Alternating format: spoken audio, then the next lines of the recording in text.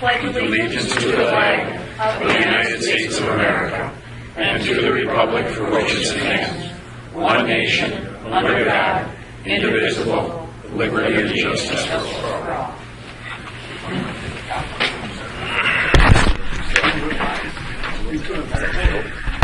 Somebody speeding by. Well, Jamie told him to step on it. He listens to Jamie. So. All right, we call the meeting to order, and we've had the pledge to the flag. So the next thing on the agenda is citizen comments. So anyone who's interested in telling us anything this evening of any topic, doesn't have to be on the agenda.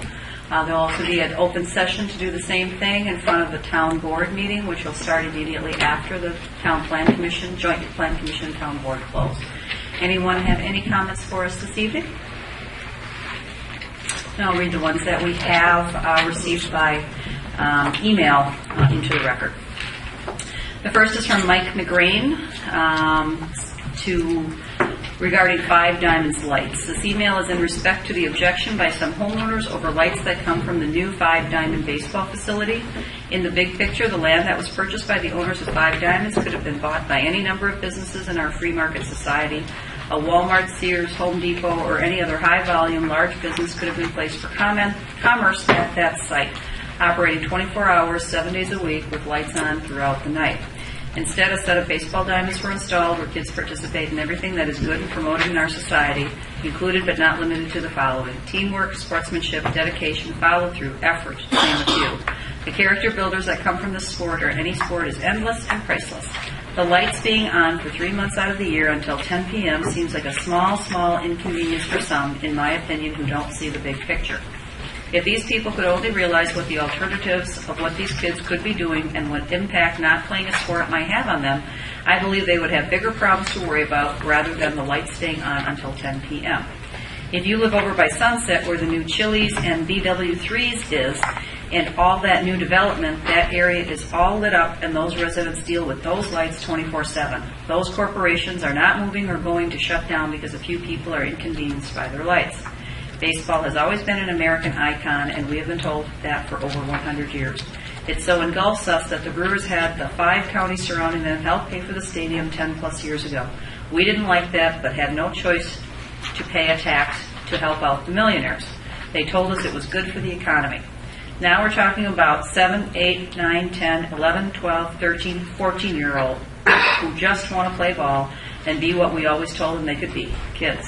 To the few parents who live next to Five Diamonds who are trying to cause all this disruption, shame on you for worrying about a little inconvenience and not looking at what these kids are actually trying to do. Instead of figuring out how to steal from your house, they are trying to learn with a conviction how to steal home base. If you are worried about your home values, long before Five Diamonds was here, the economy was tanking, and the values of your homes were already dropping due to their inflated prices. It would seem to me families with kids would love to have a baseball facility in which they could walk or ride their bike. Just think, you could be looking at a big shop for less sign, but instead you have all the American sport. You have the all-American sport being played right in front of you. Big picture advocate, Mike McGrain. Put that into the record.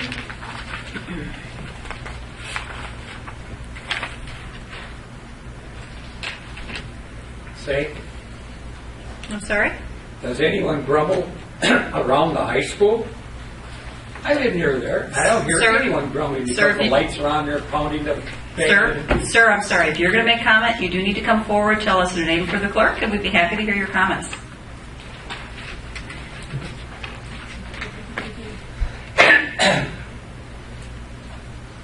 Is it on? The name is Gail Smith. Gail Smith? Okay. And Address? South 35 West 27 600 Country Club Court. Thank you. We're to where we can hear high school when the football games. No one in our neighborhood complains. The drums are going, the bands are playing and everything. Why are they grumbling on Milky Way? To me, it don't make sense. I'm just telling you how the rest of us feel around here.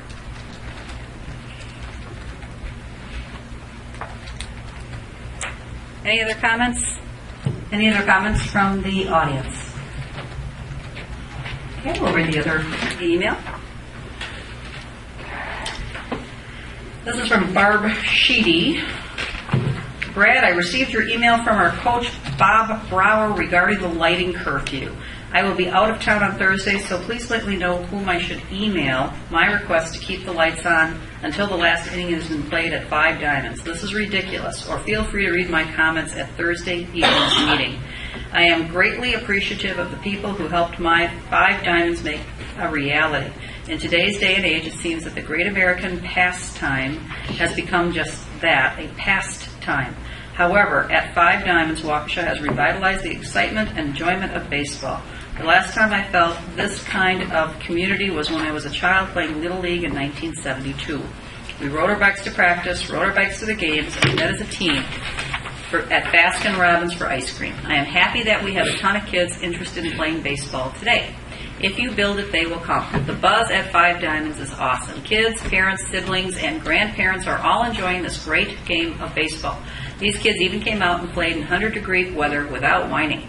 I want to thank all the volunteer coaches who take time away from their children and families to help our kids become better baseball players, or for however long their careers may be. I am happy that the kids are more interested in wanting to play outside with a ball with other kids, taking instruction from coaches and learning life lessons on the field than any 100 other things they could be filling their time with. I am happy to see these kids having some good old-fashioned fun. These are what childhood memories are made of. Please keep up the fantastic job of continuing this great tradition of baseball in Waukesha at 5 Diamonds. We have a beautiful facility that should be shared with as many families, both in and outside of our community, as we can. We should be proud of what we have built here at 5 Diamonds. I know I am. In addition, lights should stay on until the last inning has been played, no matter what the time. These kids and coached dedicate a lot of time to getting ready for their games, and to have the games cut short due to a lighting curfew is demoralizing to the kids' attitude and could change forever how they feel about playing this wonderful game. If the kids don't feel we are behind them in their efforts, letting them play until the last inning, we could lose some kids and have a worse problem in our community if these kids are not able to expend their energies in a positive way on the field. Let the kids be kids. Let the excitement of playing baseball radiate through the schools. I hope we double the number of teams in 2012, which would mean us needing to expand 5 Diamonds. What a positive way to encourage positive behavior in our youth. I would like to express my deepest appreciation for everything you have done for the kids and our community at 5 Diamonds. Keep up the great job. Respectfully, Barbara Sheedy. All right, into the record, please. Anyone else from the audience like to speak at citizen comments? We'll have another opportunity at the board meeting. Okay, hearing none, we'll move on. On to the meeting minutes of the joint meeting of the Plan Commission and Town Board. So the May 10th public hearing of 5 Diamonds, the May 10th public hearing of Naturescape, the May 10th general meeting minutes, and the June 14th minutes. Anything specific on these as far as can they be taken together, or do you have any parameters on who was here, who wasn't here?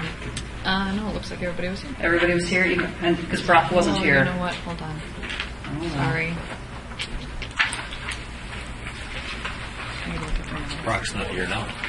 Right. No, but I don't think he was at the June 14th. Well, let's take them independently then. That probably gets the That's simplest fine. thing to do. Yeah, offer a comment, please.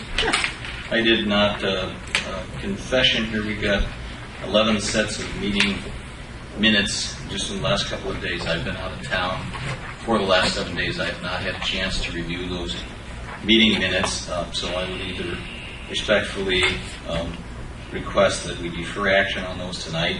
If it's the pleasure of the group to move ahead on them, I will need to vote present because I've not had an opportunity to review them. Thank you. Okay, thank you. I don't know how the group feels about taking care of their minutes this evening. Are there any questions on the minutes? I've only read 2 of the 4 that we got. I haven't had time to read all of them. Anybody else interested in holding off on the approval of the minutes, or are we moving forward? Chairwoman, Yes. I'm not sure if that constitutes a motion and a second, but perhaps Attorney De La Mora could address whether or not Brian has made technically a motion and whether or not Dan has, by his comments, seconded that motion. Well, it's up to the chair to interpret it. It could conceivably be a motion. I didn't look at it that way only because it wasn't in that form, and it was really, you would vote present if it wasn't, but that's why I was looking to the group to make a firm motion on what they'd like to do. I make a motion that we defer. Second. Any discussion? All those in favor signify by saying aye. Aye. All right, let's move on. Revaluation status report and presentation by the town assessor, Tyler Technologies.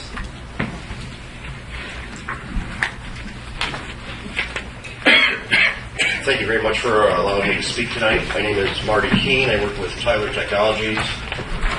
We're responsible for doing the services here in the town of Waukesha, and also we performed revaluation this past year.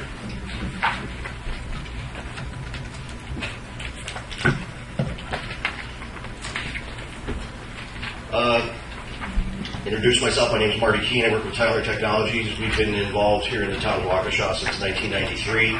As the assessor, we've performed revaluations 3 or 4 times. The last time the revaluation was performed before this year was in 2005. When we do the revaluations, we take a look at sales from the previous 2 years. We establish a model to assist us in helping to recreate those values. And then once we are comfortable that the model has been calibrated properly, we'll then apply that methodology to the other properties and have a revalued property. Similar to what your fee appraiser would do, instead of just being involved with one parcel one day in time, we're going to be doing the entire community for that one day in time, which is January 1st by the statutes. It was necessary here to do a revaluation per the statutes. They do not give us guidelines saying do it every 2 years, do it every 5 years. It's performance-based off of our assessments in relationship to the equalized value. The major classes per statutes need to be plus or minus 10% of market value at least once every 4 years. And we were at a position that if we did not do a revaluation this year, it was going to happen that the Department of Revenue would have taken and put a bid out for somebody to come through, remeasure all the houses, take pictures, do the valuation, and reestablish the values. The cost of that would be much more than what we are opting to do this year.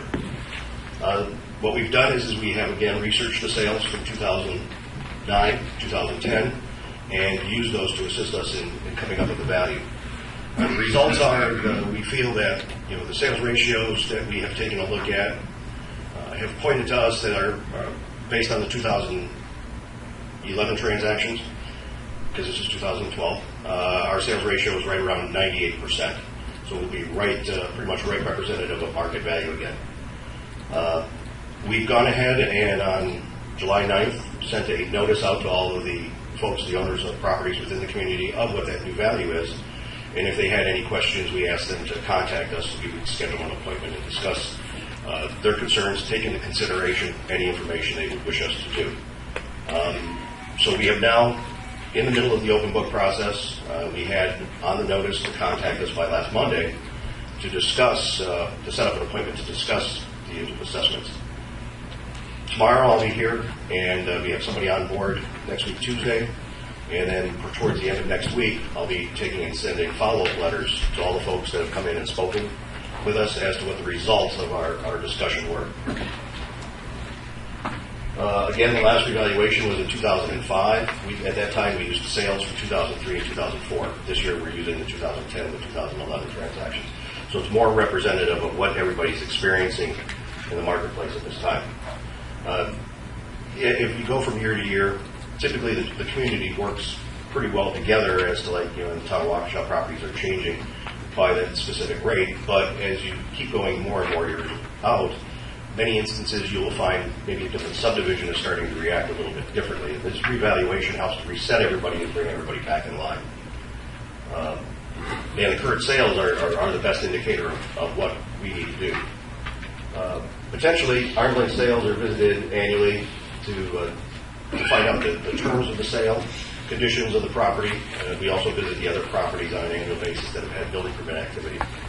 We did a full analysis of those sales and established a model which we believe, after testing it against those properties, does a reasonable job of predicting what those sale prices were. And we, again, considered sales from January 2010 all the way through December 2011. The goal was to get us at 100%. We're right around 98, 99%. So we're pretty much in line. Again, it's like taking the preliminary assessed value, dividing it by the sales price to come up with what that ratio was. The valuation variables that were established by and applied to the sales properties were applied to properties that did not sell, which leads to uniformity. As I was saying before, our goal is to go back to the sales. That's giving us the direction as to how the market's interacted. When we're comfortable that we're doing a reasonable job, we want to consistently apply that same methodology to the other folks. So somebody across the street sold for $250,000. Their house is very similar to yours. You would anticipate you should be able to get $250,000 for your house also. Again, through when this was presented originally, we did send out the notices back in July 9th.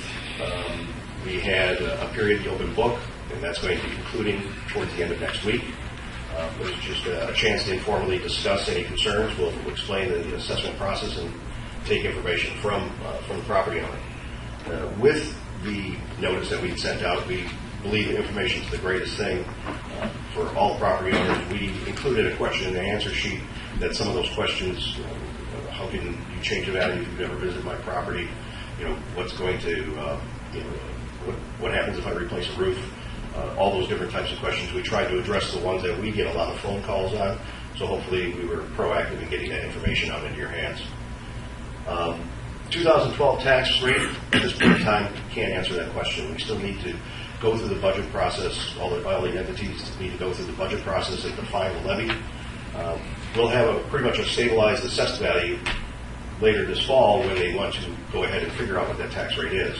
So at this point in time, I can't tell you what the mill rate is, but the assessments within the community pretty much, I think, fell by about 10% from the year before. And that's, again, reflected from 2005 until now.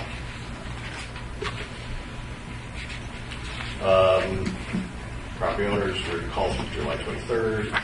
We're going to be doing open books through the end of next week.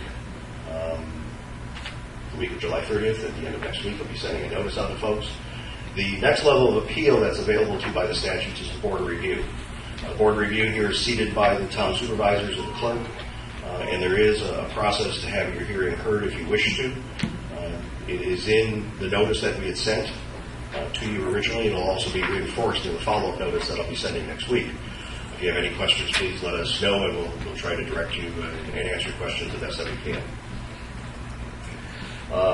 The phone number that we had on the notice was it was a number that was going out to one of our individuals through an automated attendant, and he was going ahead and taking those calls.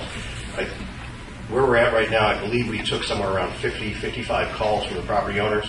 That's generated 30 to 35 different individual appointments that I'll be speaking with people.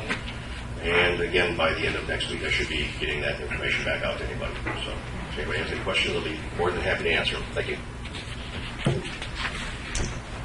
One of the things that I think was, just to clarify, I mean, we didn't not attend to this, and that's why the state was going to come in, right? I mean, that's the end result if someone doesn't do the reevaluation in the proper time frame, but that was not the situation here at the town. That was simply, could be a result if you don't take action. That is correct. Okay. Yes. And in our situation, there was only one category of property that was really out of whack, and that was our commercial property, correct? That's correct, yes. The one class was the commercial properties, but the statutes, it does constitute a major class, so it does, through the statutes, even if it's only one class, Right. It is still something to trip the mechanism.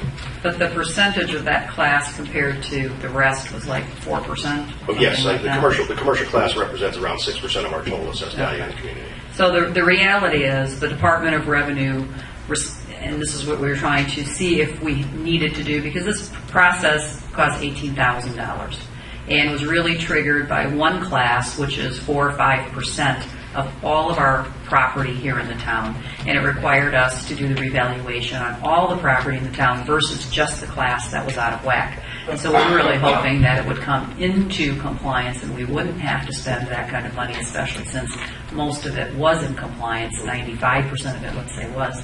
But we couldn't find a way to avoid having the entire revaluation, and this year was the last year of that, and the commercial class did not come into place.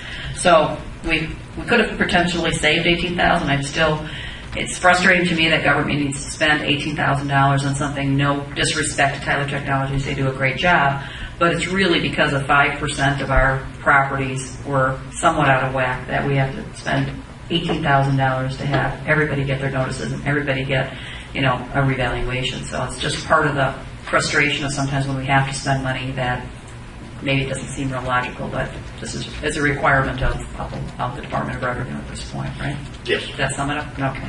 Questions from any of our supervisors or commissioners? Any questions from the crowd? Yes, Mary Grace. I was just wondering, what was the increase or decrease in the commercial properties? The commercial class seen about, I think about a 3 to 4%. The commercial class saw about a 3-4% increase in value, and that got us to like 95-98% with them also, because there was also an economic trend that was applied, reduction from one year to the next. Any other questions? Any other questions? Great. Thank you very much, Marty. Thanks. Appreciate it. We'll see you. All right. All right. Bypass, folks. Is everyone here? I know we said 7 o'clock. We're pretty close. Are you ready? Otherwise, we can move on. No? You ready? All right. Come on up. All right. Next thing on the agenda is the discussion with the Town Board and Plan Commission. Waukesha West Bypass presentation. It's been quite a while since we have really gotten an update on the bypass, and thought it would be an appropriate time to. And we have a whole crowd tonight, so I know when I talked to Gary today. We're going to try to orient it more towards. I would say I don't know. If you do it like toward the screen, then both we can see it and the crowd can see it, so you're probably good. Just don't play to us. Not Play. so much for some of us, but that's okay. Well, if they back up a little bit, they can. Why don't you back up the paperwork closer so that the folks here on the left can. There you go. Does that? I'm going to turn on the light.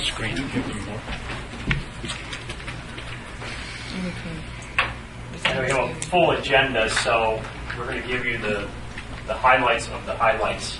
I'm Dan Dupuis with CH2M Hill, and Karen Braun from the county, and Kurt Fahrenbach also with the team are here to answer questions. Let me start with an update on the natural resource side. There have been several studies that have been completed that have actually had a hand in altering some of the alignments since we saw you last in early of last year. So I'll touch on a few. There was a study done for Butler's garter snake and Blanding's turtle in the Pebble Creek corridor on both sides of Sunset, done by Gary Casper, the local expert on both species. And his charge was to look at the alignments that we have, both the Sunset to X alternative and the Pebble Creek alternative, which I have on the second page and we'll flip over next, and to make some assessment about what the general impacts of both alignments would be and ways to mitigate those impacts. And a very quick summary of Gary's findings would be that both alignments, Sunset to X and Pebble Creek, which is going to be aligned through here, would have adverse impacts to the species. But his conclusion is, since the Pebble Creek alignment is pushed farther to the west and stays out of what he'll call the Pebble Creek corridor habitat patch, or gets into it at the edge, in his mind, that alternative is less damaging than the Sunset to X alternative, which he sees as creating a more impenetrable barrier between the two sides of this habitat area than exists today. And as a result, Gary has suggested at several locations in the corridor things such as wildlife underpasses for those two species to try to allow that movement from one side to another. Exclusionary fencing that would be put up before construction starts, a search for and removal of the species from the construction area as well before. All of these meant to lessen the impact overall.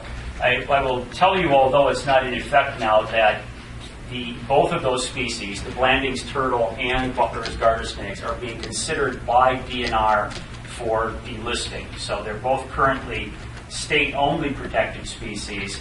That may change at some point in the future. Our document will consider them for what they are today. We'll see what happens. Sir, I'm sorry, and the discussion will be a little bit later, so we're going to do the presentation first, please. So that was the look at those two species in particular. Then we had, Don Reed and Sewer Pack was asked to go out and to delineate wetlands along the corridor. And that was a different exercise than what the project team did earlier in the study when we went out and didn't do full delineation. So a delineation is a deeper look at soils and plants than was done earlier. The earlier exercise was more a mapping of boundaries without going into the depth of analysis that Sewer Pack did. But DNR requested, and the county and DOT agreed to sort of push up the analysis done by Don Reed's group. That's something that's normally moved to the design phase, but given the importance of wetlands in particularly this part of the study area, the issues that other regulatory agencies were raising, we thought we would just get that more detailed work done as part of the upfront work that we're doing. And so in summer and fall of last year, and actually extending into spring of this year, Sewer Pack from tip to tail went through and did their delineations along the corridor, and there were minor changes from the exercise that had been conducted previously. One of the areas that changed most notably was actually here on the Christoph property, where the amount of farm wetlands grew considerably from what we had earlier. So that complete investigation was done. They are in the process of putting the wraps on that study now by coming up with their assessment of the function and values of the wetlands. So that's the last piece that they need to give to us for us to insert in the document. One point of, I think, great interest in the corridor that came out during the study is a discovery of a threatened plant species along this corridor. It is the only known occurrence outside of a Wisconsin coastal community, so very unexpected, and for biologists, a big deal. And then the last study was not biologically oriented. It was the road safety audit. And WSDOT hired a separate consulting team to go through a relatively compressed exercise of looking at the different, not only the different alignments that we have, Sunset to X and Pebble Creek, for example, but also comparing the 2-lane and 4-lane options and coming up with a list of risks, anticipating crashes that would happen with each roadway type and each alignment, and then coming to their conclusions. And a brief summary of that is that they've determined that the 4-lane would be a safer facility than a 2-lane facility. At least part of that rationale is the lessened chance for head-on collisions. And so the 2-lane options that we had considered about a year ago have been eliminated, and we are left with Sunset to X as the 4-lane facility, Pebble Creek as another 4-lane facility. And the difference between those two Pebble Creek was judged to be a safer facility because it avoided the turning movement at Sunset and X and at 59 and X. So that need, if you're going to stay on this alignment, to make the left turns at this intersection against oncoming traffic, made this a less safe, not saying that it's unsafe, but a less safe route than Pebble Creek alignment, which avoids those conflicting traffic moves. Beyond that, let me get into the alternatives themselves. We're showing you from the railroad to the south, because in the corridor, this represents the last remaining area where we have multiple alternatives. To the north of this, we have the single alternative that runs a bit west of existing TT or Merrill Hills Road into the ag fields, and by the time you're back at Madison Street is the extension north to our north project terminus. This alternative, in large part because of the new wetland boundaries, was pushed farther to the west than it was in the past. The alignment before got into these wetlands more, and to minimize that impact, we have pushed it farther to the west. So that's a bit of a difference here. And let me then flip to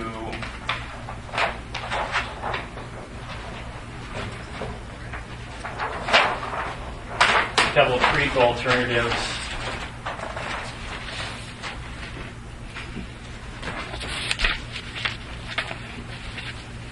So to orient you, the north is to the top.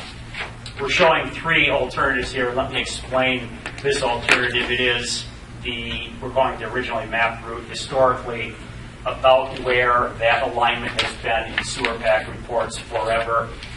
It has been eliminated from consideration. We're simply placing it there to show you where it was historically as opposed to where we are today. Two alignments in the area of Sunset, cleverly named Pebble Creek Far West and Pebble Creek West. And these two alignments basically joining and becoming one by the time we get to the Hawthorne Hollow cul-de-sac. The reason that we have what appears to be not very great distance between the two, the difference between the two here, is that there is a difference in wetland impacts. And so to be, I guess, true to DNR's prodding on this project and the rules that we know we have to play by, the avoid and minimize before we think of mitigating, this alternative pushed more to the west gets out of at least these wetlands here and a few immediately south of Sunset.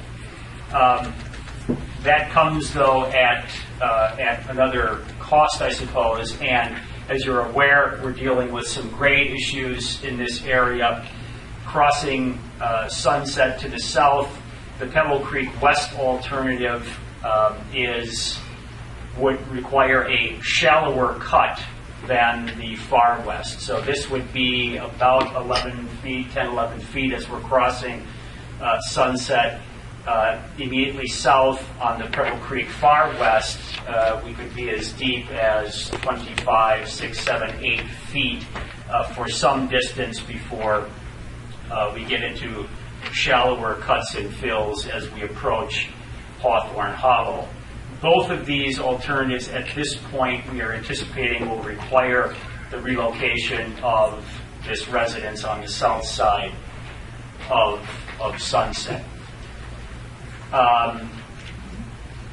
As we move to the south, the residence at the end of the Hawthorne Hollow cul-de-sac would be relocated as it has been for a fair while. A difference in the project concept is in this area, the blue here is wetland, by the way, the green is primary and environmental corridor, but not wetland. The decision has been made to essentially have a land bridge or a low-level bridge over that portion of the wetland to allow the movement of groundwater in that area to be unimpeded, and secondarily to act as some sort of ability for small wildlife to move back and forth as well. These two alternatives you will see in the environmental impact statement when it's out for public comment, and in general, this alternative compared to the Sunset to X alternative will be the two build alternatives south of the railroad that we will be carrying forward and comparing, and not making a decision on the preferred alternative until after the public hearing and then presented in the final environmental impact statement. Two other things I want to touch on quickly as long as time permits. I'd like to come back to the golf course east alternative that one sees just a bit of here. That alternative, using existing Merrill Hills Drive south of Sunset, you'll remember a very long time ago was brought up as an alternative and was dismissed by the project team based on local opposition, but also residential impacts. The alignment of that alternative historically was to the east rather than to the west to avoid the golf course. At the recommendation of US EPA, we took another look at that alternative and answered their "so what happens if you do move to the west" question, so that we could compare both of those alternatives. And they just wanted, because of potential wetland impacts here, to make sure that we had done a as full investigation as possible, rather than leaving it simply to public opposition as the reason for eliminating it. And so we did. Widening on the west along that corridor would displace 12 residences, so not everyone, but nearly all of the residences to the east side. And there were two intersection options that were examined when we got to 59. The T intersection with 59, which would require a signal or a roundabout, and then a curved alignment, which would allow a free flow movement along that alignment, and 59 would actually tee into that new alignment. When we pushed to the west side, the residential impacts varied between 7 and 12, depending upon whether we had a curved alignment or a T intersection with 59. And then the notable impact to the golf course would have been the loss of 2 holes and the tee box, and a fairly notable shortening of a 3rd hole. The county put their landscape architect that does golf course planning for them to work to see if there was an option to move those 2.5 holes, those 3 holes essentially. And after a lot of looking, concluded that it wasn't going to be possible, and leaving a golf course that in the, I guess, competitive club environment of southeast Wisconsin was going to survive. Not only would there be the disruption of kind of the normal play there, but the time that it would take to reconstruct that facility, with the course being closed at least a season. When we discussed the issue with the golf course, they said, that's it. If it's that alternative, we're done. You'd have to buy us. And as you might imagine, it's an expensive piece of real estate. So based on the analysis of the combined impacts, whether we're going east or west, and the cost, among other factors, the golf course east alternative has been permanently put to bed. The agencies have agreed to that, so we're left with what we have here.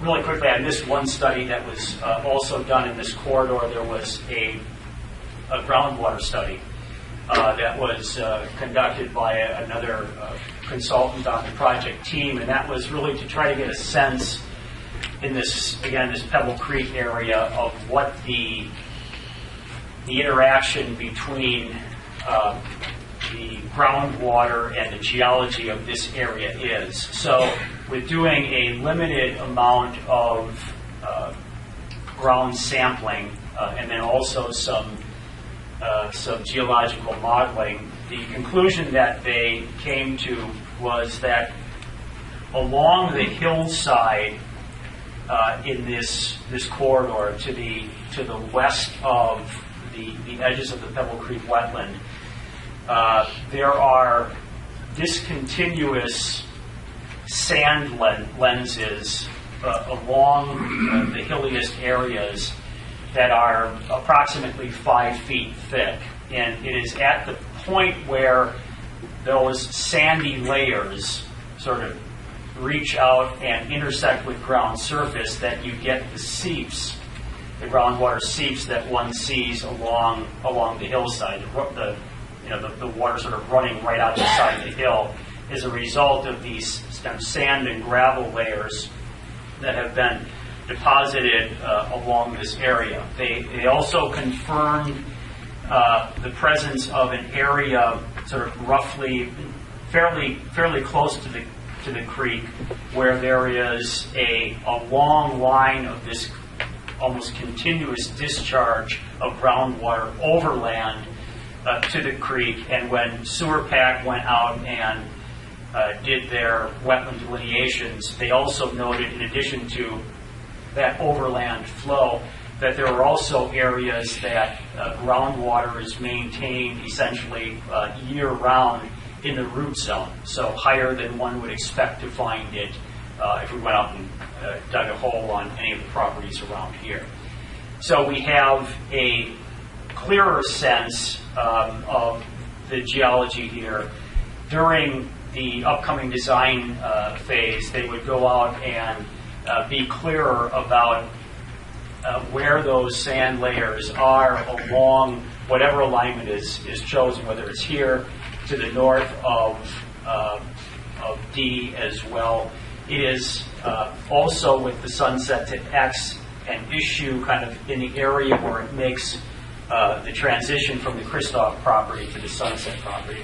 And we would want to understand that to make sure that that flow of groundwater that's happening today from west to east, of course moving toward the creek, continues even with the roadway, requiring, if it would, some sort of French drain system under the roadway to keep that groundwater moving as it does today.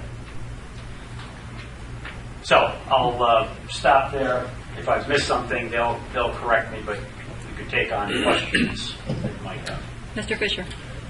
Thank you very much. Wondering if either you, Dan, or one of your most able cohorts could give us a little bit more information. I think with respect to the town of Waukesha, if somebody could just start at Madison Street and just give us a general description of the proposed roadway alignment, basically from Madison to Sunset, notwithstanding those alternatives, and maybe with reference to the existing Merrill Hills road alignment, and also maybe explain what may or may not happen at the crossing at Merrill Hills Road, what happens with Merrill Hills Road, the railroad, the bike trail. And the other thing, if you could maybe kind of weave into it, I think there's been some discussion of what might or might not be provided in terms of bike paths or whatnot. Is there a way that you could just flush some of that out? I think that might be of interest to the group. Let Kurt start. It'd be easier with the display, but I'll basically starting at Madison Street in the north end area between Madison and D,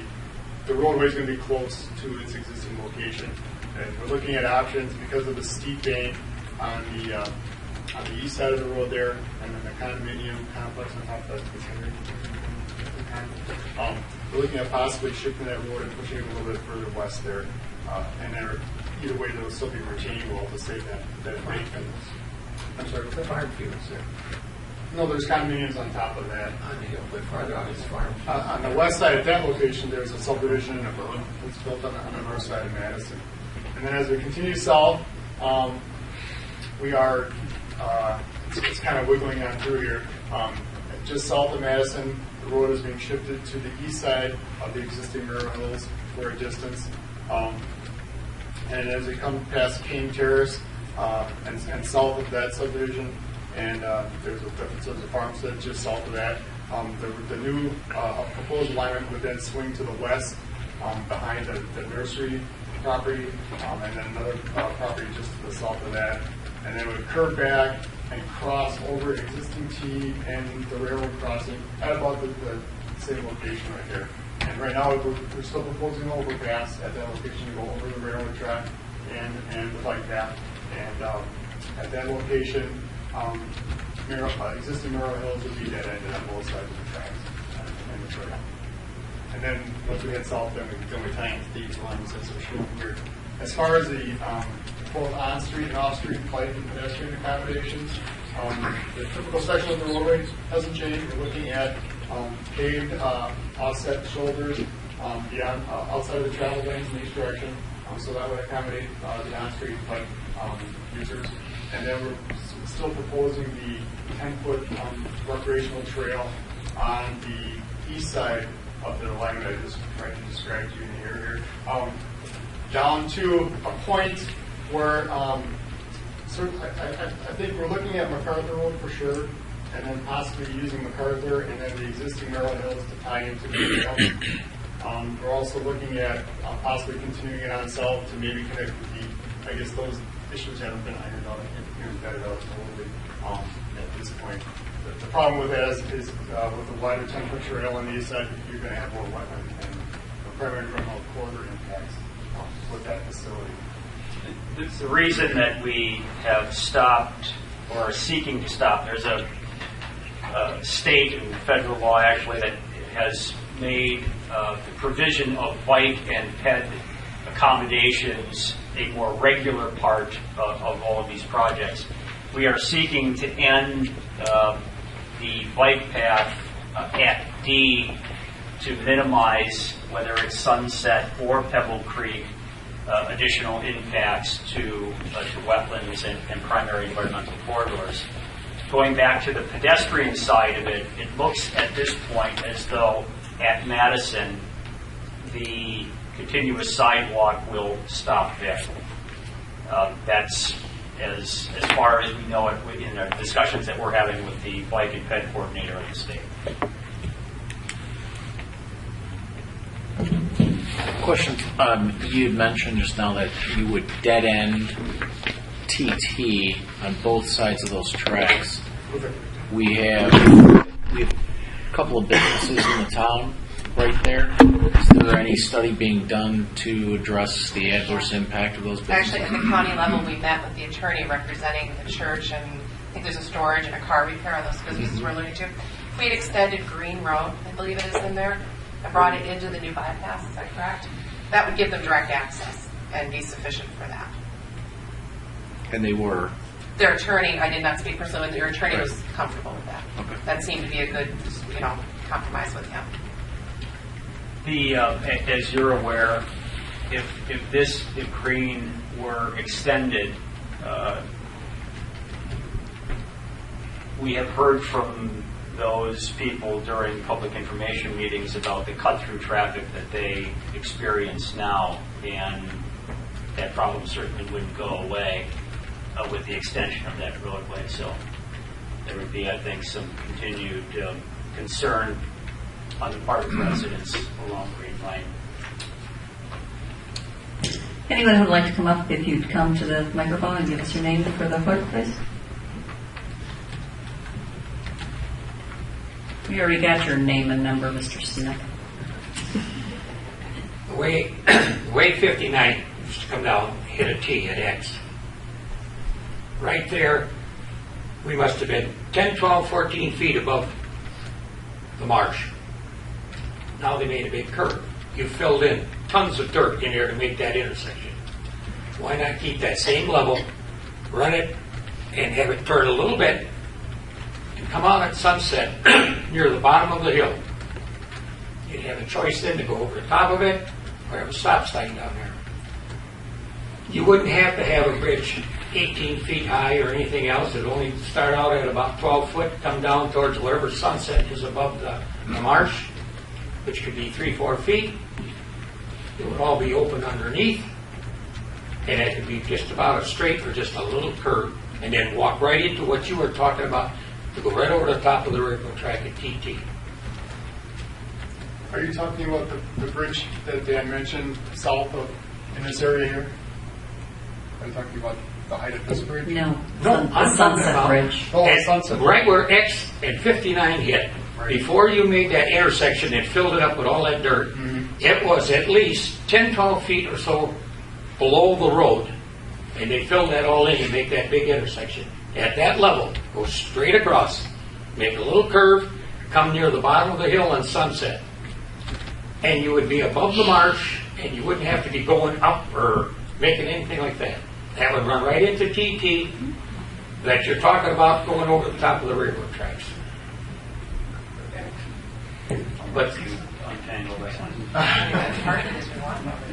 Well, yeah, part of it is that the Department of Transportation wants an overpass at the railroad crossing instead of an at-grade crossing. I'm just saying this would run into it, come to it.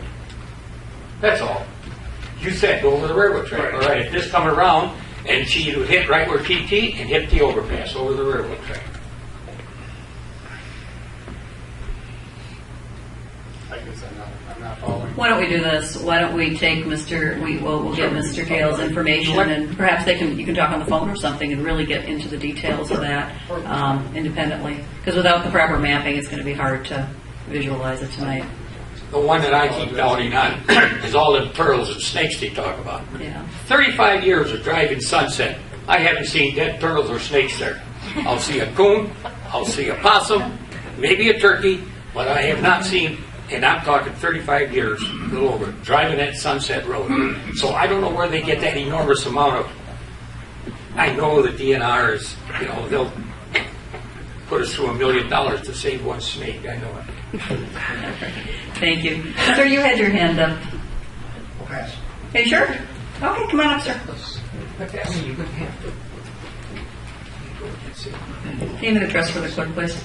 Dean Danner, W269 S2360 Creek Drive. All right. At King Terrace, how far east are you taking the road? That's my mother's property. That's why I'm questioning it. On the east? Yeah, you said you're moving the road east at King Terrace. Do you know approximately how many feet east? Go back to our engineering. Well, they moved it from the original track, if I believe, Yeah, they on shifted it Kane east, and I Terrace. know it's swinging then back Right. west. So how far west? How far how east far did you east? move from the original track? It affects how we plot out that land. Yeah, I think we are. I'm sorry. Was I that? mean, at King Terrace, how far east are you shifting the roadway from the King Terrace intersection? I would say probably another distance of the road, maybe 35, 40 feet, I'm thinking. Okay. Yeah. So less than 60 feet. Don't quote me on that, but it's not very far. Okay. His mother owns that property, so I'm it on could be that some property, so it discussion. affects how we plot out that land. Yeah, exactly. Well, yeah, and if we get to that point where we have a select alternative, we'll put together what we call a right-of-way plan, and then we come out and meet with the property owners and show, prior to that, even the next information on the show what the impact would be and where that line would fall. Okay, exactly on that property. Kurt, can you tell them where you actually cross over the existing alignment from east to west? I mean, you cross over it then, do you not? Right, we cross back over it, we get to the south of the south of King Terrace. Where relative to like where the King Terrace Street intersects? Where's the crossover relative to that? Do you know approximately? It's probably 400 or 500 feet south of that, I would think. Okay. Well, yeah. All right, other questions? Thank you. Mr. Flanagan. The bridge on Merrill Hills Road that was just replaced, I think, 10 or 12 years ago, that stays intact. Right. So the crossover is going to be north of that. Crossover is going to be south of that. South of that? Yes. You see that? Here's the bridge, the existing bridge that they built 10, 12 years ago is right here. And so our crossing is south of that. Okay. first half of it. Okay, other questions? Yes. Name and address for the clerk, please. James Kowalski, South 29, West 27326 Green Lane.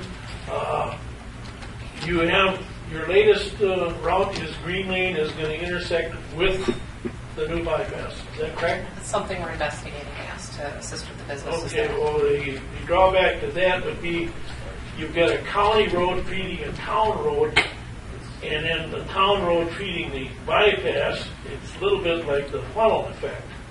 Green Lane will not handle that amount of traffic. That it gets 1,800 cars a day now. It can't handle that safety. The majority of the residents want it made into a cul-de-sac, which we have expressed. And if Green Lane goes right into that bypass to accommodate the church and the two businesses there, you're not going to take into consideration the thoughts of about 3 or 4 times the residential properties on Green Lane. So I think there needs to be some input or consideration on that, because that town road won't handle that the volume that will be generated in that play if they do it that way. Thank you. Yes, thank you. And the Green Lane people have been on record with that. Studies have been done. Their personal record of sitting to get those numbers. So I know there's lots of backup that we have in the files related to those traffic counts. Paperwork on Yep, absolutely. So they're on file asking for that historically with you.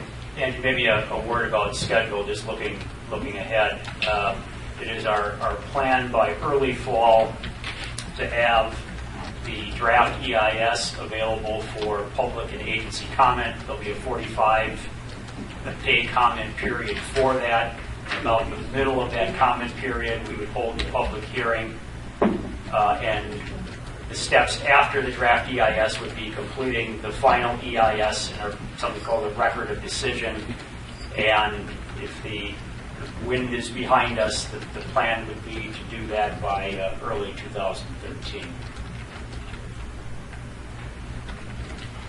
So you're still developing then the draft EIS at this point. Certain parts are finished, but not all of them? It's more in a review phase now than in a development phase. You might imagine there's at the Southeast region, it gets a review, and then it goes to central office, and it gets a review, then FHWA has a crack at it. All of those steps, comments coming back, us tweaking it, before it would be signed and ready for public consumption. So it hasn't been signed yet? Correct. Okay. And when do you anticipate it'll be signed?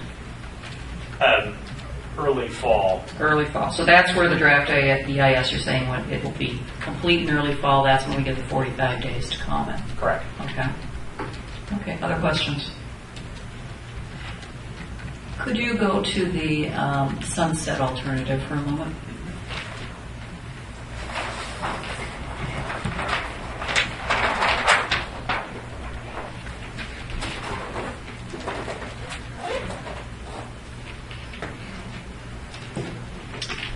The amount of wetlands shown there is probably greater than initially anticipated or initially charted. Is that correct? Yes, particularly on the Christoph property. Okay. And the roadway, the Sunset Drive that's there now, there was discussion of how the species would move under that alternative from north to south. Is that correct? Yes. How do the species move there now? They certainly would take advantage of this bridge opening, but there's also just the dash quickly across the top of the roadway. And so the concern from the biologists would be, with that turning into a 4-lane divided facility, the ability to make that over road movement becomes perilous, to be sure. Okay, but we've already had Mr. Smith identify in the last 35 years he hasn't killed one yet. So there can't be too much traffic of the turtles and the snakes over the road. Is that a fair statement? Oh, that all people experience what Mr. Smith did.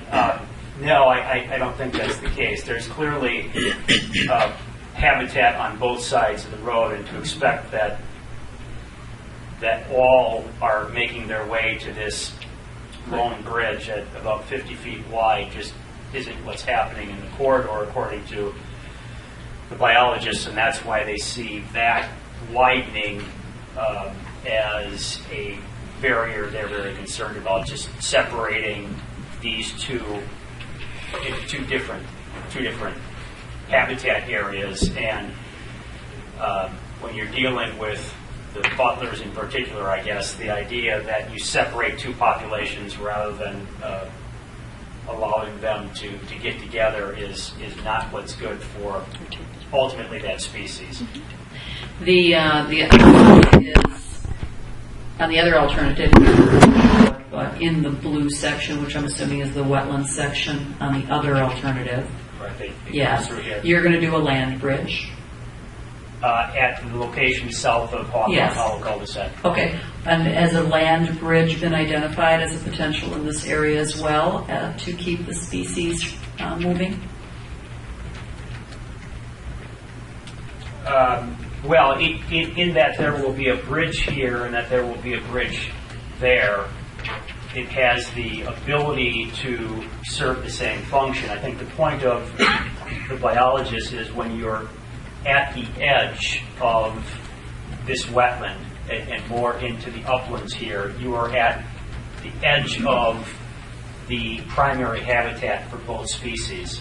So you're biting off here rather than doing a division in the middle, and that's what they find as an advantage of Pebble Creek. But if there is a land bridge that runs on Sunset, it would provide the same non-dividing nature, correct? A bridge here It could also, right, a bigger bridge, I mean a longer bridge, not just at Pebble Creek, but a longer. That could have been designed as well, correct? The length of the bridge, 200 feet? We, at our last cost estimate that we put together for inclusion in the EIS did include a comparably longer bridge on that Sunset to X alternative as well for that same reason. For that reason, and do we know what the cost was of that bridge? I'm thinking it's I'll hold you to it, but $1,000 a foot, so $3.5 to $4 million, I think, depending on the length of the bridge. all right. That's with the 4-lane. Yes. Okay. Fully divided. Okay. So let's assume that the bypass goes the Pebble Creek alternative. What's the plan for Sunset? As far as the intersection? No, as far as the road. Oh, well, the project itself would improve the intersection at Sunset, and then depending on the profile,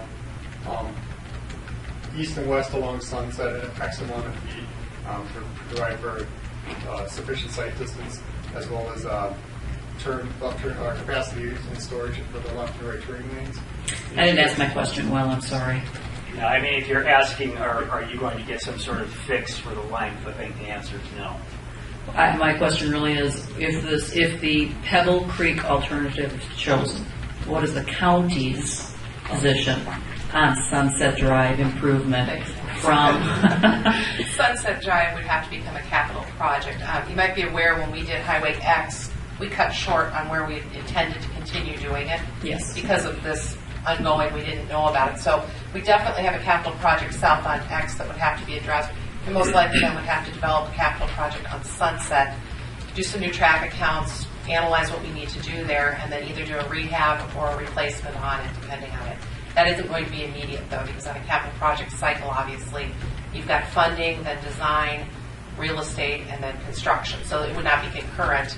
It would have to come probably after this is constructed so we can tie into it. At this point in time, there is no plan, there is no budget amount set for the improvement of Sunset westbound. Is that true from the intersection of Genesee? Not necessarily. If it depends what the bypass does. But let's assume, but right now, if I were to look in your budget, is there money set aside? Is there a planned amount, or is there a planned time for that improvement right now? No, we're waiting on the decision on this project. Okay, so nothing is in place, even to the 2035 plan, nothing is in No, place? but that doesn't mean things can't shift around. No, I understand. I'm just trying to identify, there's been some questioning of that. Correct. So, It doesn't mean you're not going to get it before 2035. Correct. It just means we have to shift around depending the results of this project. correct. Okay, that makes perfect sense. I just wanted to clarify that. All right, any other questions? Mr. DeLamora?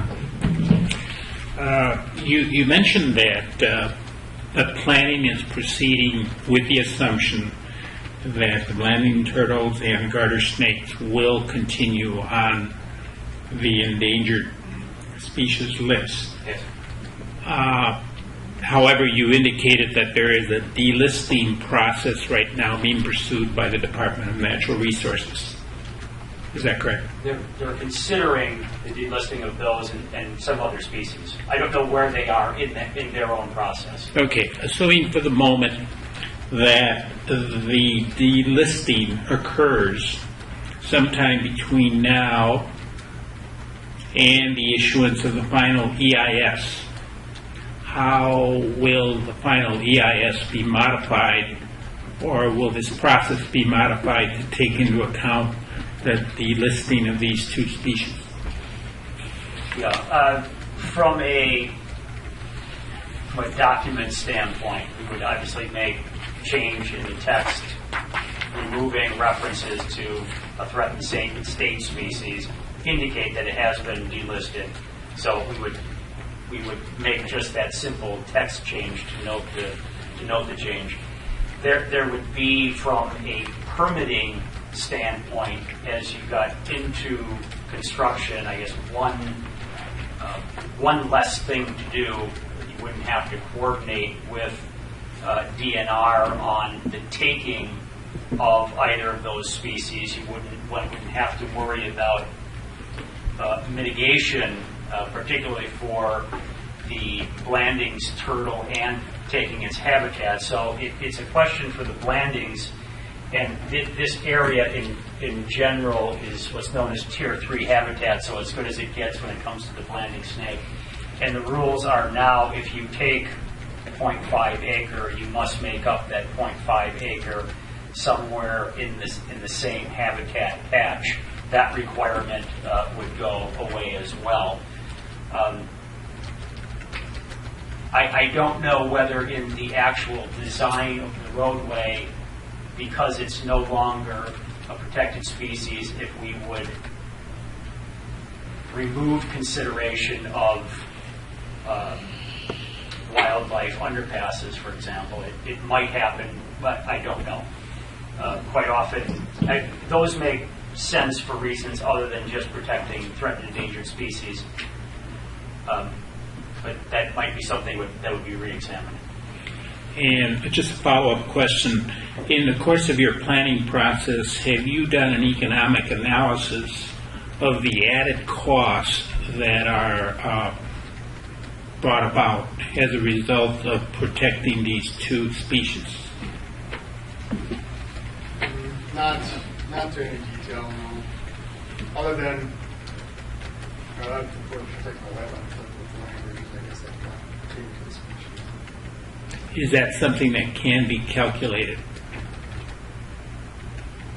Yeah, it could be, but we haven't gotten into that much detail as far as, number of species crossings and type of crossing, lengths of pipes and things like that with the DNR and EPA at this point. Because we're looking at several alternatives that are several alignments. So we haven't gotten into that detail of cost. We're more at a cost per mile at that level. Is that something that the town could look to your planning group for assistance on, particularly since the DNR is, from a state economic advancement and cost savings point of view, is looking at with regards to the delisting of these two species? Yeah, we could look at, a hypothetical difference of accommodating a species and not accommodating a species. That could be done, I would think. And what would that process entail in terms of your effort and time? I don't know. I can't put a time or number to that, I guess, at this point.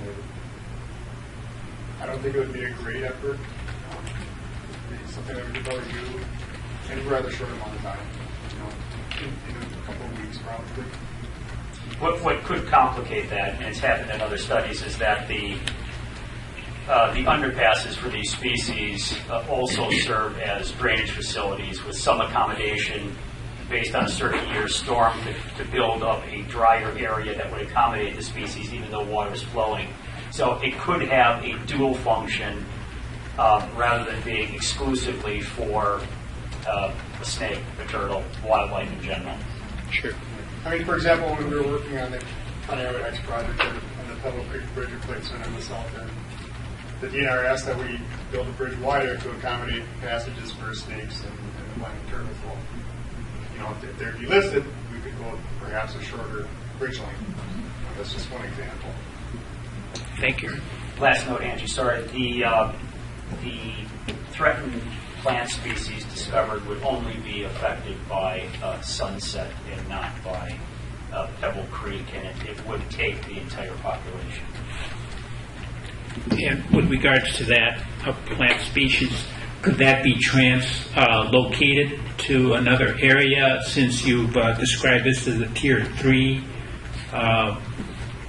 area? The Tier 3 was strictly for Butler's garter snake. I think there have been on other projects plants that they have tried to relocate.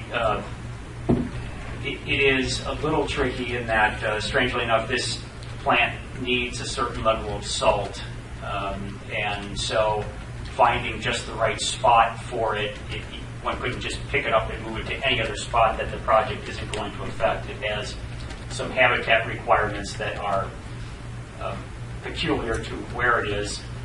They're located in other parts of the state, so presumably they could be plunked down with species in other locations. And where is it? Where is the exciting new? They don't want that information to come out, Angie. I can only tell you it's along the, it would be affected by the Sunset to X alternative. It's sort of the same as archaeological sites. They just don't say where these are so that anybody gets into it and does damage. Okay, so there's a species there, and the width of the road at that point is how wide?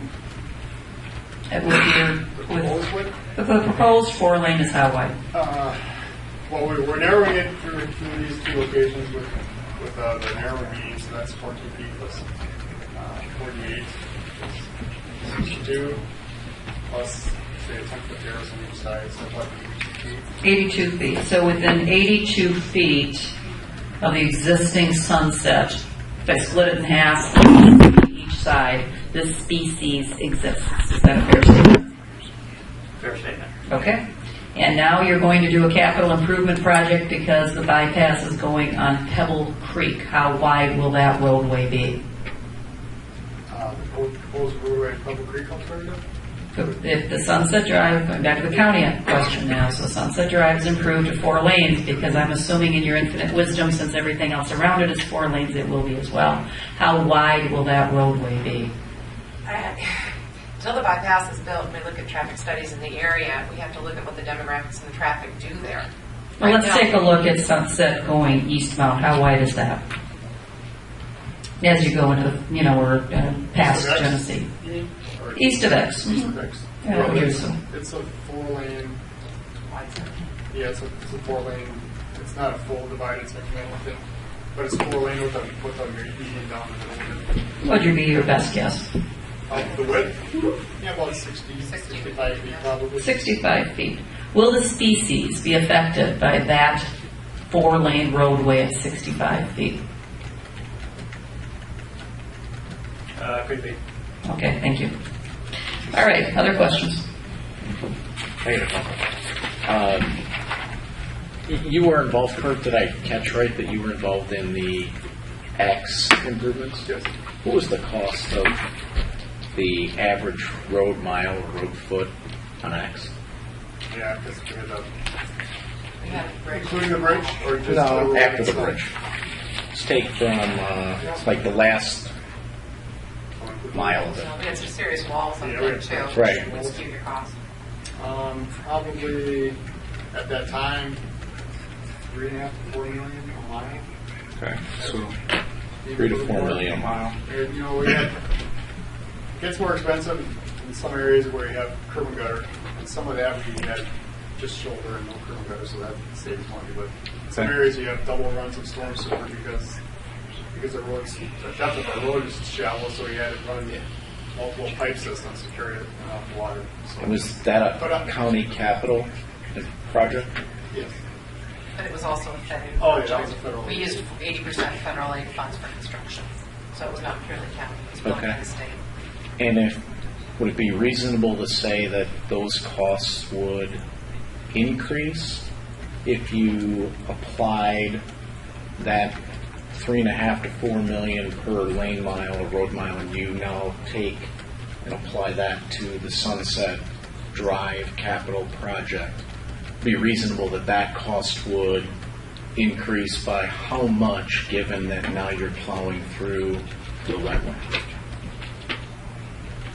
20%, 10%, Just double? no, not double. Well, I'm just, Absolutely not near double. I was throwing numbers out. You guys were like, When you take a road through a wetland, there are so many different treatments and different actions you can take, and each one has its benefits and its drawbacks and its costs, and you have to look, there's huge differences.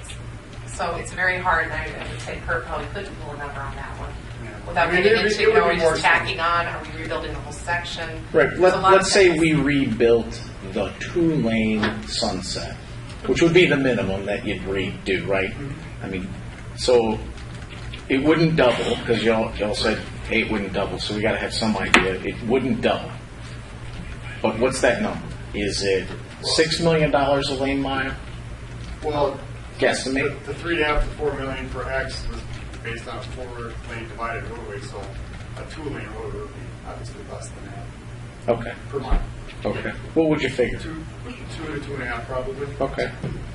And with that, if I look at the EIS study that comes out and you select the Pebble Creek route, are the financial impacts to the taxpayers and the environmental impacts to this very important area of townland and the aquifer recharge area, are those impacts of the rundown road and the runoff that currently exists on Sunset and the potential costs to then improve Sunset, are those impacts evaluated with your selection of going through Pebble Creek, or those costs, both environmental as well as financial, ignored because the route goes in a different direction?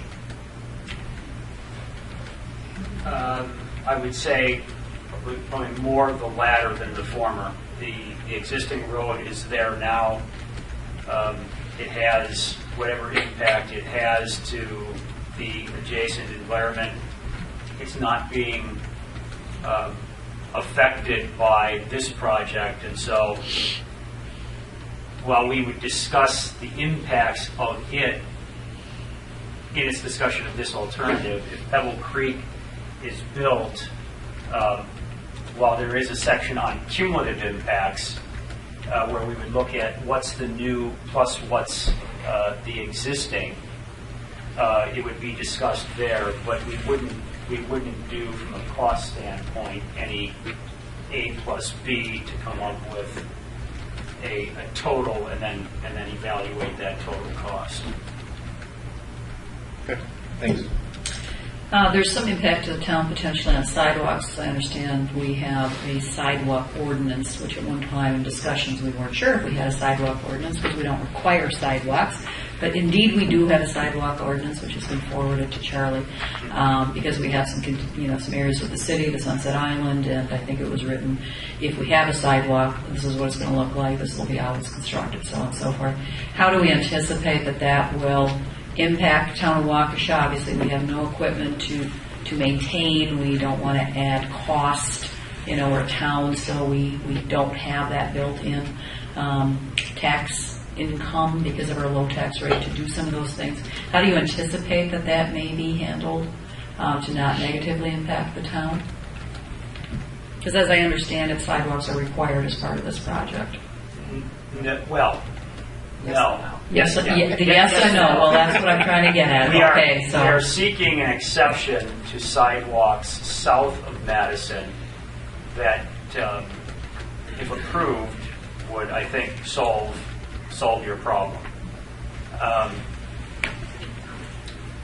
There is the, I guess, on the south of Madison, one might make a pitch, at least I would see that, I don't know if the state person will, about getting it to King Terrace, for example, and then ending there. But I don't think that they're going to make a strong statement given the lack of sidewalk in the town. Now, you're saying you do have some rather than you don't have any. We have some. Okay. A minor amount, I'm assuming. And so this would be something new for you. In general, you're not a sidewalk-rich community. They would take that into consideration. And where is the sidewalk going to go? Let's say even if it were meant to go to King Terrace, where does it go south of that that's providing a benefit? We don't see it, and that's the argument that we would take to the state. Okay. So that's still an outstanding item, though, that we'll have Correct. to deal with in the event they don't agree with your analysis. Correct. And I think the last question I'm going to have is there's discussion in the original draft of the MOU that roads potentially would be dedicated to the town of Waukesha after the bypass has been put in place. Under either of these alternatives, what roads is it anticipated that the town of Waukesha will be asked to take action? Usually the dead ends where the roads. Right. TT. It's So that probably- I'm familiar with. It's a couple of the cul-de-sacs along there. So it'd probably be the stretch of TT. So from the South of the railroad tracks. to Sunset? To Sunset, probably. You would still maintain Sunset, obviously. Correct. That's going down. And then perhaps a stretch on the north side. There's a as well. small area of residential on the north side that turns to a cul-de-sac and serves homes. So everything is on Merrill Hills Road.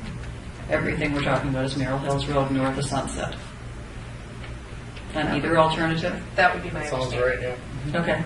And what is the typical, we haven't been through this, what is the typical status of those roads when a community is asked to take them over? Are they brought up to current standards prior to a request, or how does that work? Normally, you have a jurisdictional transfer agreement that you negotiate with the transfer of the roads. Now, I can only speak from the county taking on state roads or taking on roads in Brookfield, and that we had done a jurisdictional transfer agreement where we laid those things out prior to taking ownership.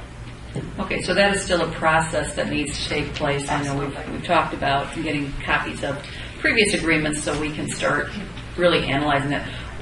When in the earliest case with this, with what you have discussed here, would you anticipate that if we were to go forward on this, the Well- town and county would have to talk about that?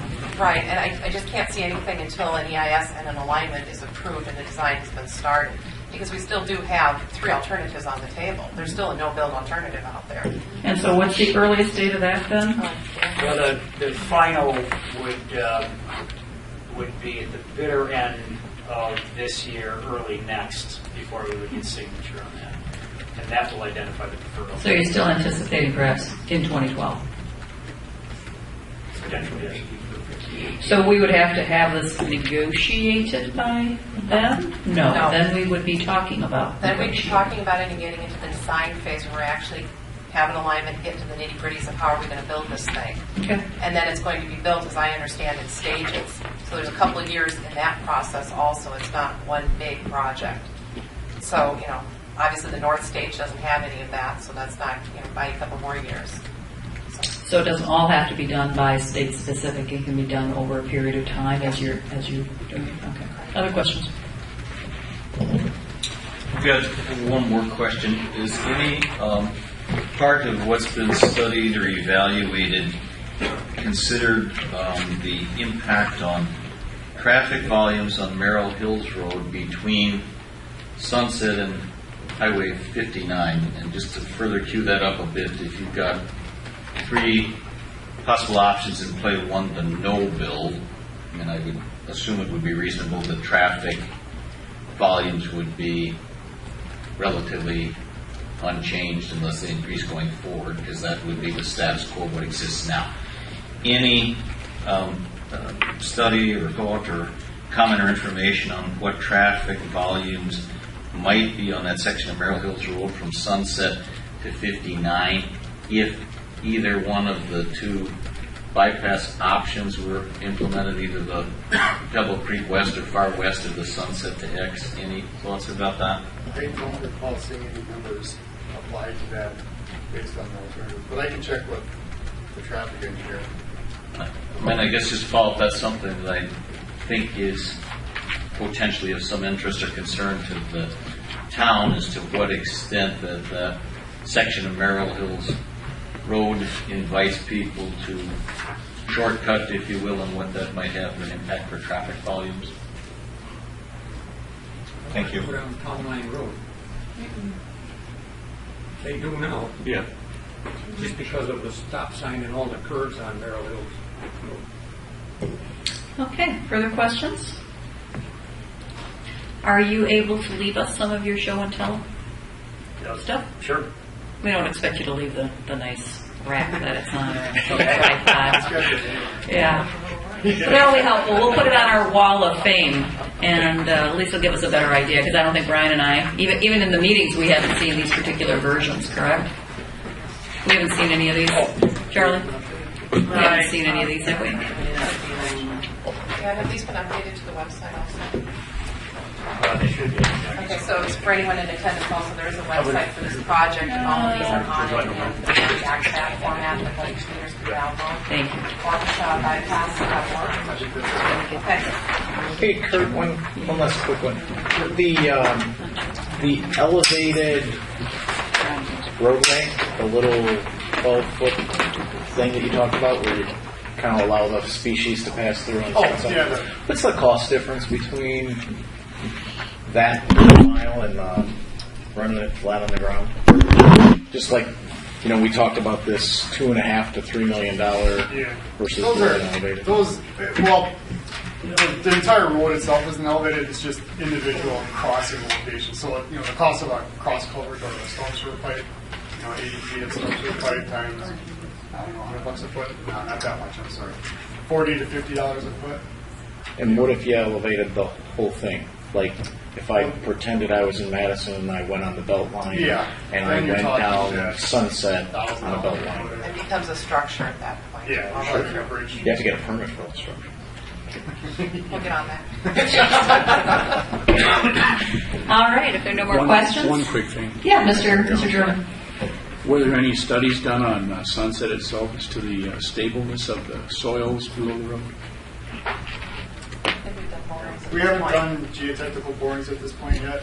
Once we have a selected alternative alignment, then we'll get in there and you'll see the boring crews out there doing that analysis and see what the foundation is looking like.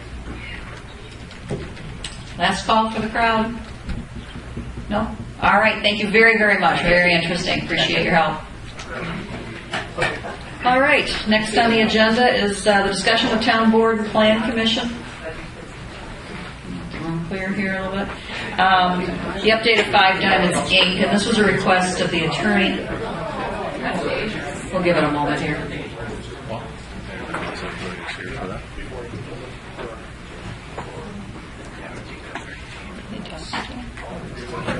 All right. The constable is helpful.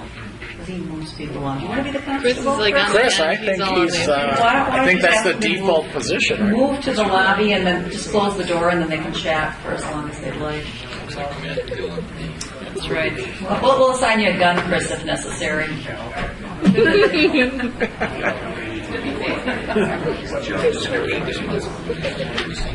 Hey, Roger, if you'd like the gun, then you have to sit at the end of the... You guys can negotiate that out. All right. Anyway, discussion with Town Board and Plan Commission, update of 5 Diamonds. We weren't sure how many folks would be here tonight expecting a 5 Diamonds discussion. There had been a memo drafted by Attorney De La Mora that indicated that his recommendation was that we had a public hearing for the next phase of 5 Diamonds. And with publication requirements and the Freeman schedule with their lack of our newspapers on Mondays, that pushed the meeting to August 9th. So anybody here for 5 Diamonds discussion, that will happen Thursday, August 9th. Is that sufficient? Anybody have questions? Okay, so that's all we need there. Next, number 7, discussion with Town Board and Plan Commission, possible action by Plan Commission, the accessory building for David and Lee Robluski. The applicant is Canfield Custom Builders, and I see Mr. Canfield in the crowd. If you'd like to come up, this location is West 239, South 5830, Highway 164. Mr. Dupler. Certainly. Mr. Canfield is here to ask for your consideration on behalf of the Robleski. In regards to an accessory building, it's being proposed as a full building. It's an R1 single-family residence. The lot size is large enough to support what they are intending to install here, which is 1,440 feet. You have a 5.78 acre parcel. That 1,440 square foot building would have to, by ordinance, require a 4.4 acre lot. So they certainly have enough area to support. In addition, they're asking for consideration in regards to the building height. It's proposed at 18.5 feet. Ordinance or district standards are 15 feet. In order to compensate for this, the location of the building is situated such so as to create an increased amount of setback. The difference required here is difference is 7 feet. Since the minimum requirement is 20 feet and the actual building location is 127 feet from the lot lines, I think they're well within those boundaries as well. It is a metal building. The roof is consistent with the home. The colors are consistent with the home. It's gray with a charcoal roof. It's centrally located in the lot. It's well screened, surrounded with existing vegetation, pretty nice wood lot, and set very far back from the road. In my review, I can't find any reason for the Plan Commission not to consider this for approval, but I would recommend that approval be contingent on acceptance of the additional height, which is 18.5 feet, and issuance of building permit. One of the discussions we had is this is an R1 property, but it is a metal building with a metal roof, correct? Right. And that is not exactly standard to our normal requirements, and I just point that out to the Plan Commission. This is a larger lot. Is this visible at all from the neighbors or roadways? Yeah, I can answer that question. It's essentially the location here. It's a large lot. It's a well-wooded lot. It's set back a long ways from the road. When you look at an aerial view, there are neighbors back behind with abutting properties. However, when I walk around the property, you're not even able to see the neighbors, so the neighbors aren't going to be able to see this building as well. And it's not, the building itself will not be visible from Highway 164. The building is very well screened on three sides with existing woods. The one side that is exposed to an opening looks at the back of the existing house. So this will not impinge on the neighbors, in my opinion. Okay. Any questions for the planner or for the applicant? What will the building be used for? It's a storage building for, yeah. They have an RV they want to store in there, and living the American dream, and have collected a few toys along the way. So I don't see on the recommendation, although it's standard for us, that we have a deed restriction that we file on any property that includes that there's no commercial use allowed, for that structure. Any issues that you anticipate? No, there would be any issues. All right, then we'll have that prepared. And if there is a motion, we need to include that as part of our standard process. Any other questions? Do I hear a motion? I'll make a motion we approve subject to what you just did. Okay, got that, Jamie? I do. All right, is there a second? I second. All right, further discussion? All those in favor, signify by saying.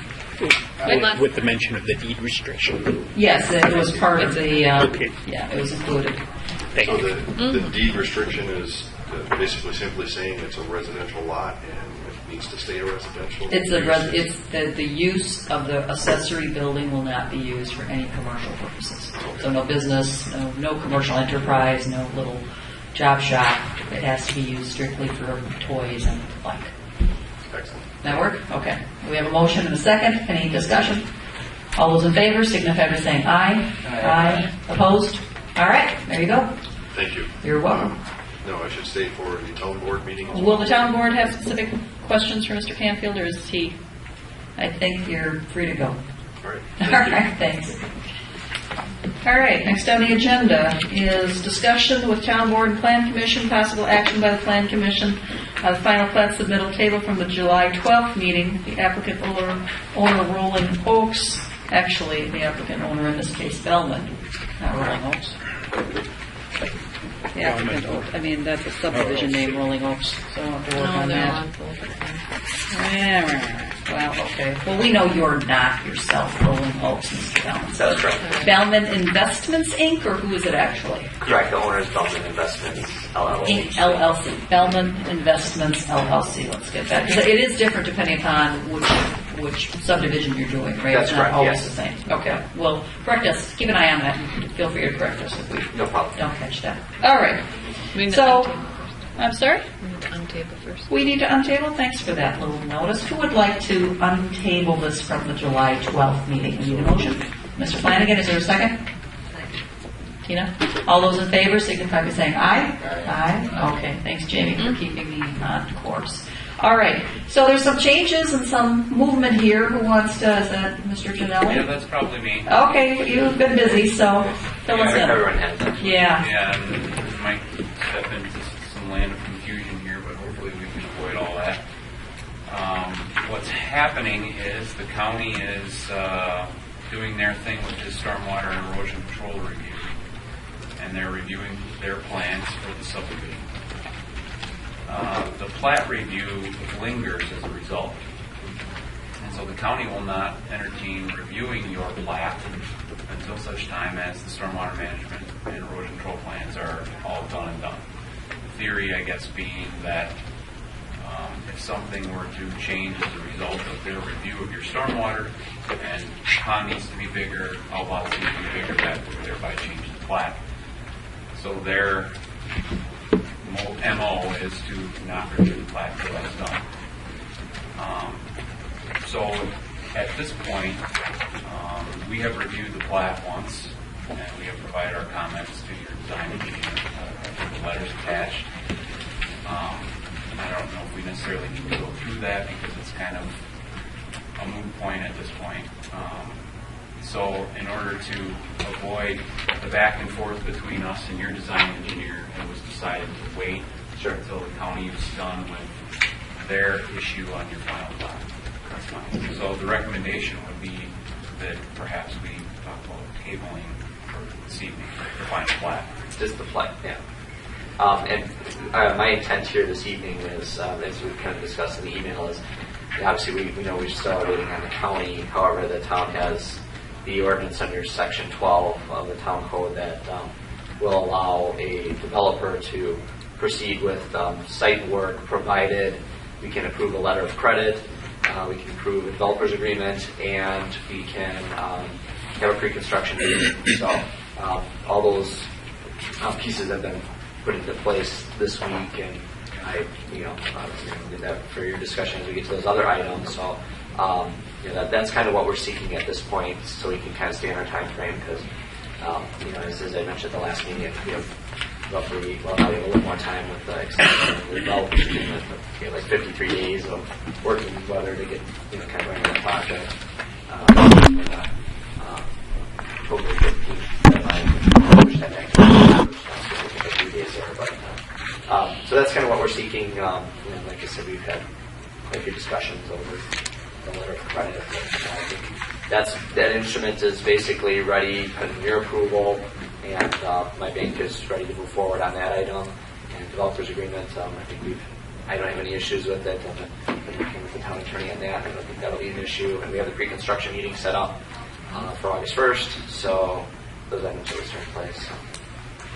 So really, in order for him to start construction, he would want his developer's agreement approved, his letter of credit in place.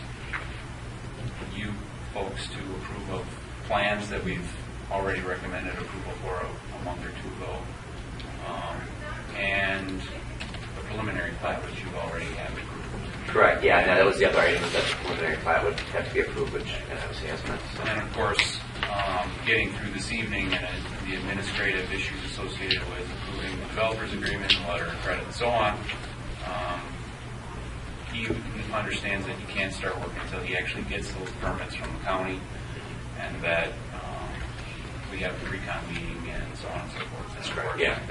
Once that approval occurs from the county's perspective, any changes to the plans that they've already associated, which have been minor so far today, and will probably continue to do so, we will again look at, and if there's any issues that we would need to come back with, we would do that. And so far it's been notes and location of silt fence and things like that. Correct, yeah, and some of it was just scaling the drawings to a larger scale or something like that, so a lot of it's been kind of minor stuff, and I know my engineer is prepared to, he's off today, but he was prepared to have, we got a letter from Alan Barrows today, and we also had some stuff from Leif earlier in the week, from the county, and we're going to implement all that stuff. The intention was to have it prior to the pre-construction meeting. So what are you actually going to be able to do, let's say, before August 9th, when is our next meeting? I mean, what, with the timing of the county and all that? Well, presumably, if the county, if their design engineer would address all the comments from the county next week, they have a pre-con meeting on Monday.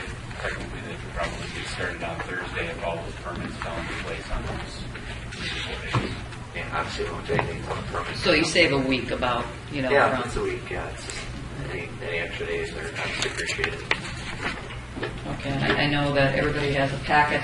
This is hot off the presses here from Jamie to all of us, indicating that Attorney Hector believes that and has reviewed the letter of credit, although we're not on that item yet, and also approves the commencement of the site work contingent on the 3 items indicated. So I don't know if there's further questions or any concerns related to that. Oh, I'm sorry. Just another informational item. The delay that is occurring with regards to the surface and stormwater permitting process is not, as best as I can tell, the result of any lack of diligence on the part of the developer. Essentially, the developer acquired this tract of land from Waukesha State Bank. Originally, this was a Belinsky development, and as part of the development, the county approved an overall comprehensive stormwater plan that contemplated that in the first phase, which Belinsky was more or less able to complete, there would be a stormwater retention pond. And subsequently, at a later point in time, there would be the utilization and the need for a stormwater infiltration pond. The water that will come off of this particular proposed project under the original design, and it continues to be, will go up into the stormwater retention pond that already does exist. And the county is basically insisting, because an unexpected development occurred, namely the developer did not continue with this project, that the infiltration ponds were not constructed. So the county is requiring, even though the infiltration ponds will not necessarily receive water directly from what is going to be developed here, the county is still insisting that it be constructed.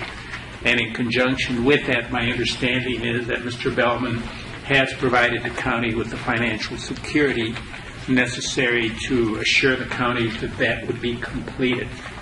In the development agreement, we are providing that as a condition of proceeding, that there has to be confirmation that the existing stormwater retention pond has a capacity and is operating in a manner consistent with the original design, and also to be able to accept the water from this particular development. Yeah, I would agree with that, saying that the county actually has an ordinance that requires that each tract of land has a stormwater retention device, so they're kind of going back to that old ordinance. So what they said they can satisfy that ordinance by us putting in that infill pond. So in a sense, the other nice thing is by us putting this infiltration pond in right away, we're actually kind of helping tie in and completing more of the entire project as designed. So we haven't really modified anything on the design portion of it. It's actually very similar. In fact, the layout is the same as the original, so everything's still designed to go the same way, just that we're putting in that second pond right away. Ultimately, that's a good thing because that will have time to stabilize before it ever really needs to get utilized. So, and then the county came back, and I think I mentioned at the last meeting, they didn't want this to be a wet pond, this infiltration pond. They wanted it to be a dry basin, so we made those modifications as well. So. Question on the, can we even discuss this yet? No. Can we table this and move to the next, to the developers? I don't think are we tabling? Where are we taking action on the construction? Under what section of what we've... Of the plans? Of what we've noticed or not noticed here? Because we have final plats in the middle that we've brought back. We have the developer's agreement, we have the letter of credit. Under which area are we allowing construction? Question. And I know we can't get ahead of ourselves, but I'm a little bit lost as I know the developer's agreement, I guess we're going to look at next, says in Article 9, under no circumstances may developer proceed with the installation of public improvements or any work on the subject plans prior to approval of the final plat without the approval of the town. So to understand what Chris is saying is until the county gets done with whatever they might want to do with stormwater management, that could affect the final plat. Is that correct? It could, but it's not going to affect the improvements that are going to be built as a result. It's not going to affect the public improvements that are going to be accepted by the town, the road, the ditches, the storm sewer. Okay. I guess the place I am getting ahead, we're going to do that thing with the developer's agreement that says we may not proceed with any work on the subject lands That prior was to modified. approval. I don't know, maybe Attorney Dale could update you on that. Well, I see a statement about without the approval of the town, so I'm just trying to figure out, and that's what Angie's asking, how are we trying to make this thing so we can do it? Hi, I apologize, but this has been kind of a dynamic process, and I sent out this morning after receiving from the developer's attorney comments a modification to that section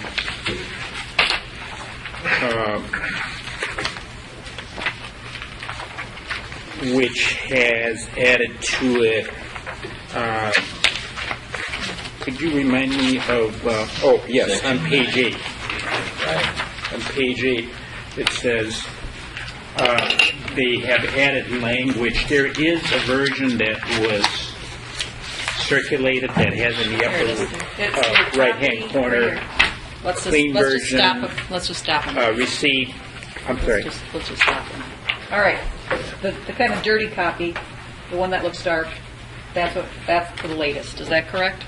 This Yes, is the it latest? is. The dirty copy, that's the clean version. The dirty copy is the clean version. Very astute of you, Mr. Fisher. Yes. Okay, so we shouldn't be looking at this other one at all then, because this is the new and improved. Yes. Is that correct? Okay. This so is get the rid of latest nice- and greatest. Okay, so now we go to Page 8. I'm sorry. This is no good. Yeah, right. Those are all versions.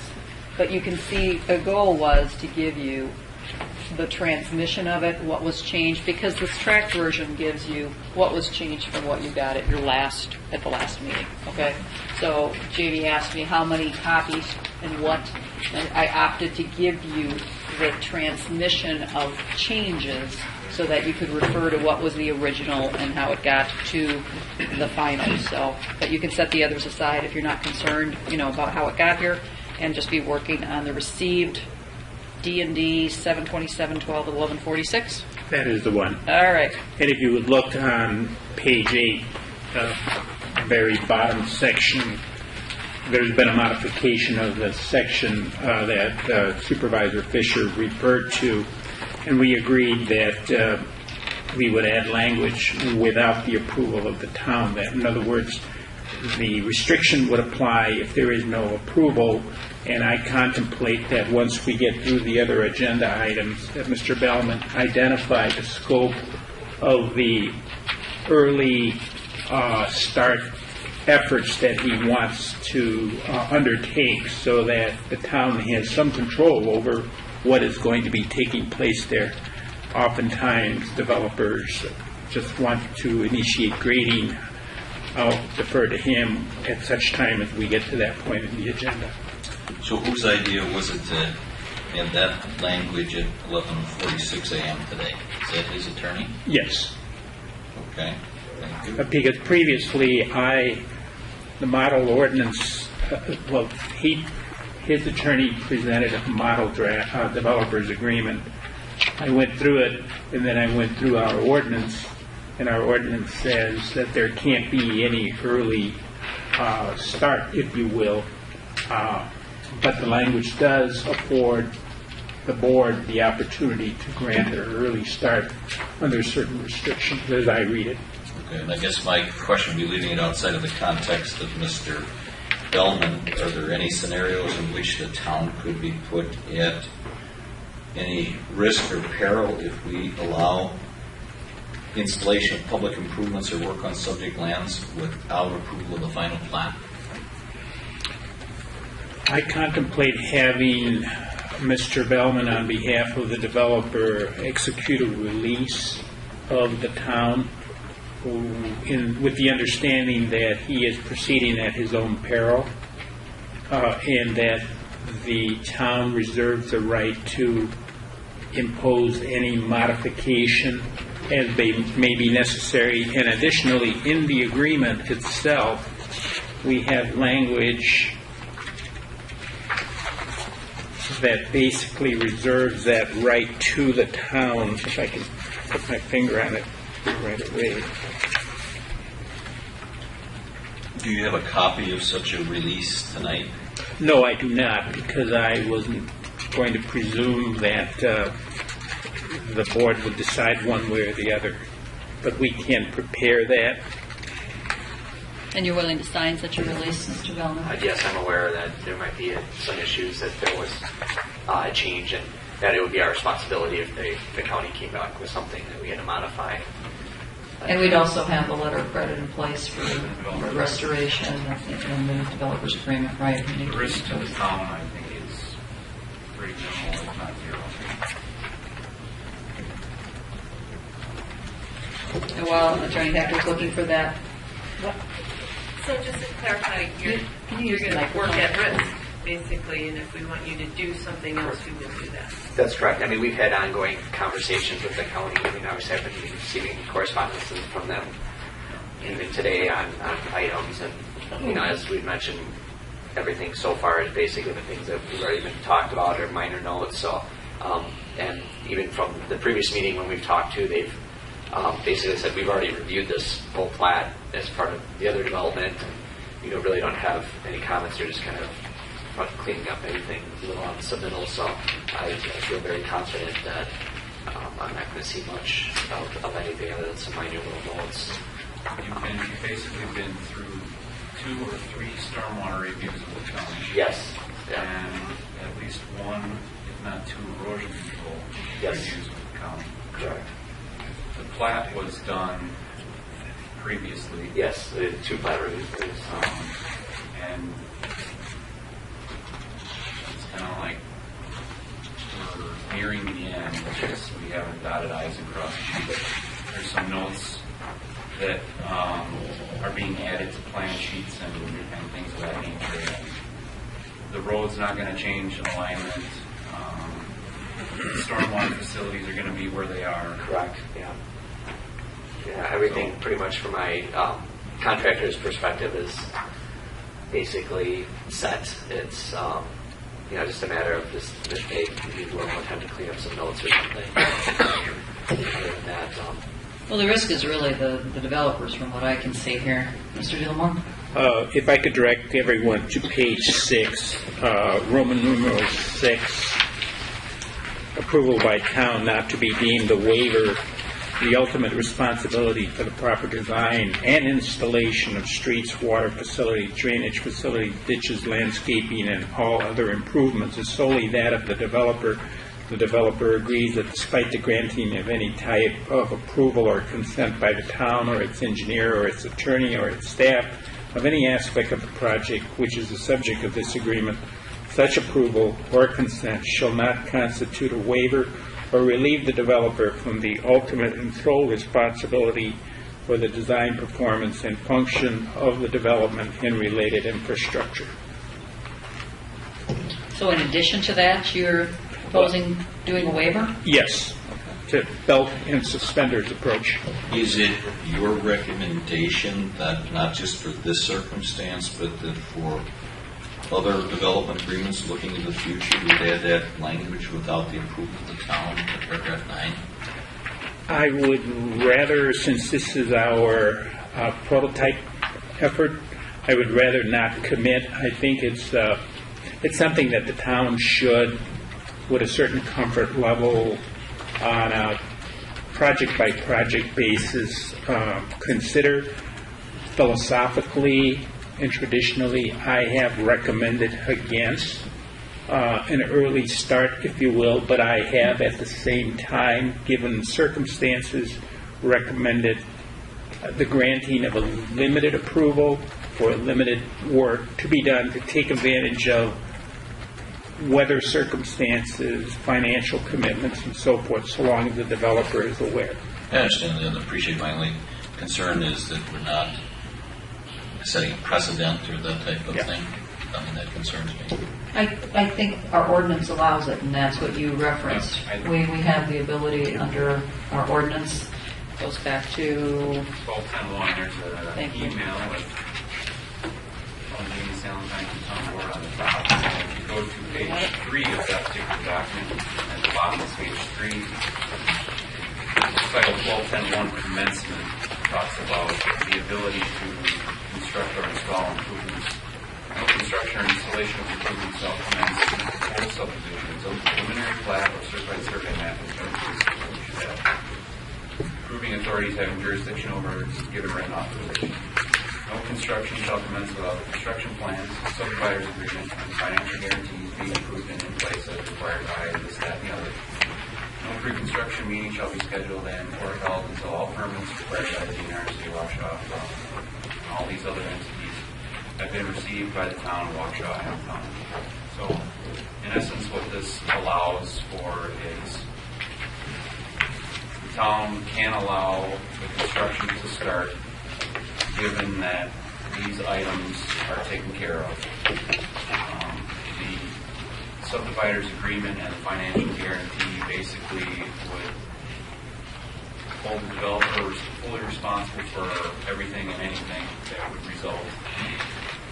And I fully anticipate that we'll be getting some items back from the county, hopefully short order. Obviously, we've received things today, and so I don't think we'll be getting super far before this. If there was something that had to change, I don't think we'd be all that far along where it went. Chris, just to follow up, or I guess a question then for Hector under the thing you just read under commencement, it says, no pre-construction meeting shall be scheduled or held until all permits required, blah, blah, blah, blah, blah, Waukesha County Department of Parks and Land Use. I mean, isn't that the very thing we're talking about? So somehow or other, we would have to find a way to disregard or waive that part of the ordinance. I mean, that's crystal clear.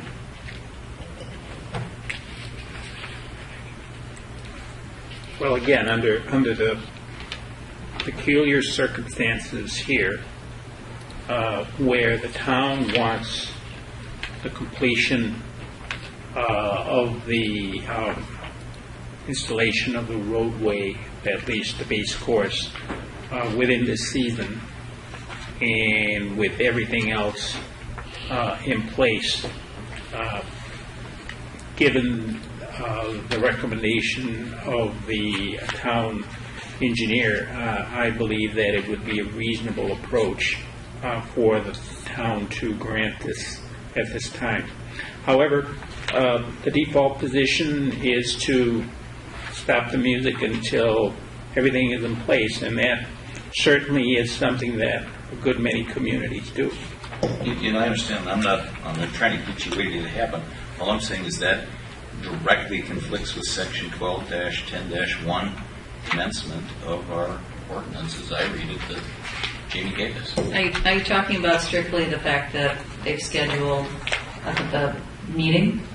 That's what it says. Right, and that meeting was scheduled prior to your anticipation. I mean, you did not anticipate when you scheduled that meeting that you would have any problems with the county. That's At right. that point, the they were county is still... confirmed and they're planning on attending the meeting. Right. So Right. Can you call that something other than a construction meeting?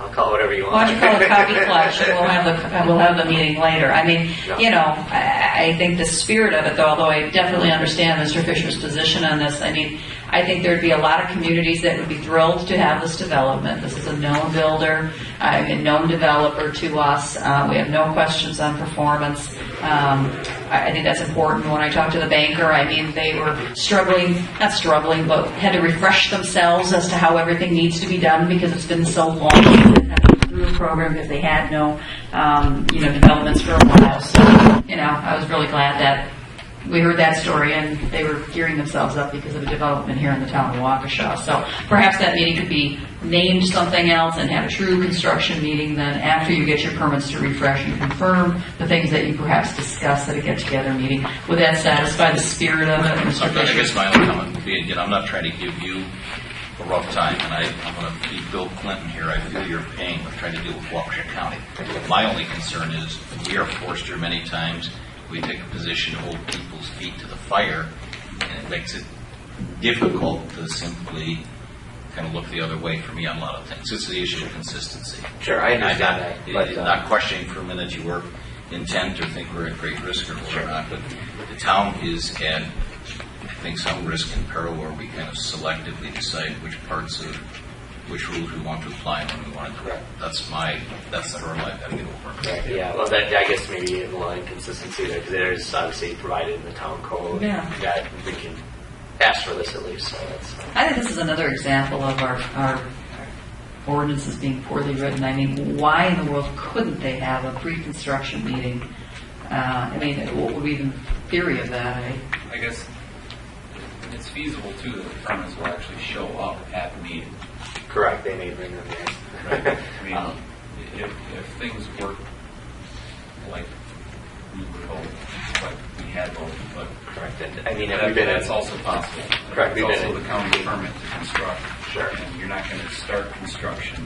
I can't do it until I have that anyway. So, but and we've been in complete communication with the county and of course the town on all the developments in the last week and a half, 2 weeks. So I mean, everyone's on board. The county knows what we're trying to do as well. It's not like in a perfect world, if we had all our permits, we would love to have a pre-construction meeting so that we can talk about those councils and do all those things that we would want to do with the permit. I can tell you I've been to more pre-construction meetings without permits than I probably have with. So. Well, let's, Roger, put this on your to-do list because I think it's pretty silly that we have an ordinance that said a pre-construction meeting can't even be scheduled or held. I mean, they can't even talk about it or schedule it. That just doesn't seem. I mean, it doesn't seem like it follows the spirit of, how life works. And we definitely want people to be scheduling things and doing things on a proactive basis. So that seems contrary to that. Unless someone can tell me why that's a good idea. But I fail to understand that, and we are late in the season. Mr. Gilmore. I support that, and again, I do not disagree with Mr. Fisher's careful reading of the ordinance. I have given my advice based on the initial 2 sentences of that ordinance, which speak to construction activities as opposed to the holding of a construction meeting. And I would agree that there is some disconnect there in that regard, but I do believe that fundamentally the board does have the authority, given the first 2 sentences of that ordinance, to take action and to qualify that action in any fashion that it wishes to do so.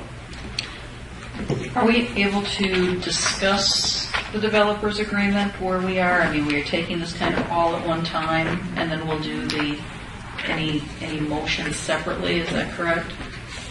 You can And do you have that an issue? if there is no objection on the part of Any the joint objection to meeting. talking about rolling off the whole developers? I have a couple questions. Well, we're hoping to include that in the goal, right? But I have a couple questions just on the developers agreement. Okay. The guarantee on page 7, and Chris, I think this is for you, just so I have it in my own mind.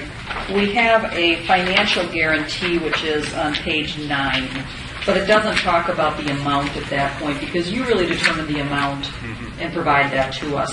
So when you go back then to the guarantee, which is on page 7, and that only has 20%, it is because you're really, are you taking 120% initially, and then you release it over time based on your recommendation, and then we're basically leaving, because it sounds as though you're getting another letter of credit, but you're really not. You're getting 120% initially, and then releasing it as necessary, and then we hold 20% per our ordinance, which, by the way, is a correction from what they've been doing historically here, which you pointed out, you had 15%, right?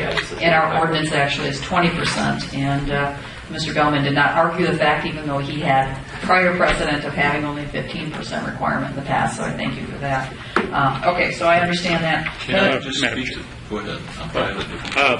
And in clarification of that, your clerk has passed out an amended agenda, and the last 2 pages of that document contain the June 21st letter written by Mr. Gianelli. And if you follow through, he basically aggregates all of the costs associated with this project, and then he adds the 20% contingency and comes up with a letter of credit in the amount of $460,843.98, and that is the amount of contained in the letter of credit. I have, I guess, and you've heard of the developers agreement, I have a different reading on what Article 7A on the guarantee says on page 7. And help me out, see it differently, but I think the important words in here, this paragraph speaks to the guarantee after final acceptance. Right. The 20%. I guess my question is, where does this document speak to, I mean, that, and I think it said this to be maintained for a 1 year after final acceptance. I mean, where does this agreement in any way delineate what the financial guarantee is up until such point in time as final acceptance, or does it deal with administrative costs and all that type of thing? Where does that delineate? I think that's page 9, financial guarantee. That's kind of what I was just running through to make sure I understood it as well. I mean, what does that say? I haven't gone through. Well, as I understand it, basically, lays out how you're going to release and what's required in order to do it. And the engineer says, really, this is the amount that we need. But where does it provide that in any kind of a prescriptive manner? In an amount approved by the town engineer is a guarantee that the developer will perform all terms of this agreement.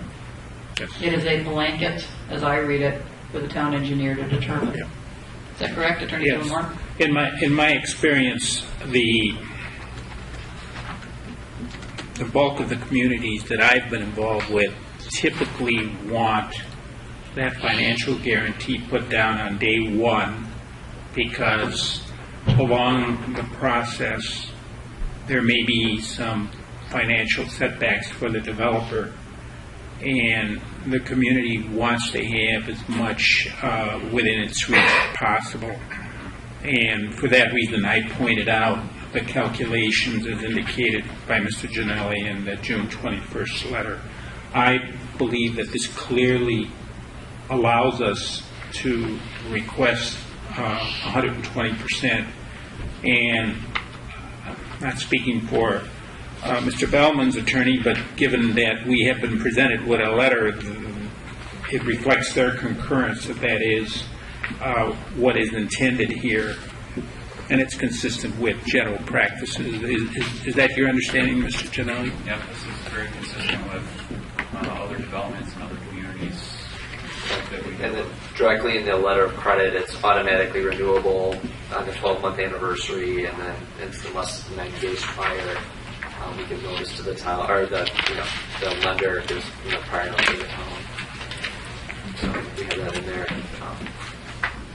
I don't know how much you want to jump around, but it is in the letter of credit. Right. As well. So Does that satisfy your question, Mr. Fisher? I mean, I think maybe what we're I guess in part it does. And I know we shouldn't be picking through this basically on your dime. We're not, but I mean, we read through that. It says in an amount approved by the town engineer. That makes Chris not only the engineer here and the traffic cop, makes him God about it. I mean, it doesn't say recommended by and approved by the town board or whatever. So, I mean, I guess that's fine, but that's all on you. Here you go. You can have it. But we do have a separate action item for the town to have the last stance at this. for the letter of credit. Yeah, So I he's understand that, but if you read on page 9, item number 10, paragraph 4, it basically says it's the amount approved by the town engineer. That's my reading of it. But whatever. Okay. Well, you could say he's making a recommendation, but I guess you're approving it, but we have to accept the letter of credit, and if we don't agree with the town engineer's amount, I guess we wouldn't approve the letter of credit, so we do have final say. I think I think you're going on this a little bit, Brian, and I agree. I think if you're going to the same place I am, I don't think we're really clear on every time how you go about it and what you do for town administration. And there seems to be some differences depending upon historically who it was in the past, what we did. And I think, we want to be consistent. It shouldn't be 15%, and now it's a surprise at 20%. It should always have been 20% because that's what our ordinance says. So I think if we're going to be back in the development business in this economy, we really need to take a look at how do you go about deciding that amount, making that recommendation, and how are we sure that it's consistent, that consistent process. Is that a fair You got concern? it. Okay. I think that's true of everyone. We want to make sure, so maybe we can have that process and clarify that in a future meeting. Okay, I have a question on page 9 now for Attorney De La Mora, and this still doesn't read quite right to me, and I think it's just a matter of moving a sentence. When you look at number 4, it ends with the developer shall be deemed in violation of this agreement, and the town board shall have the authority to draw upon the letter of credit to pay for costs incurred by the town to remedy such a violation. Okay? Yes. But doesn't that go with the first sentence there, the first paragraph that starts prior to the execution and ends with if at any time, colon?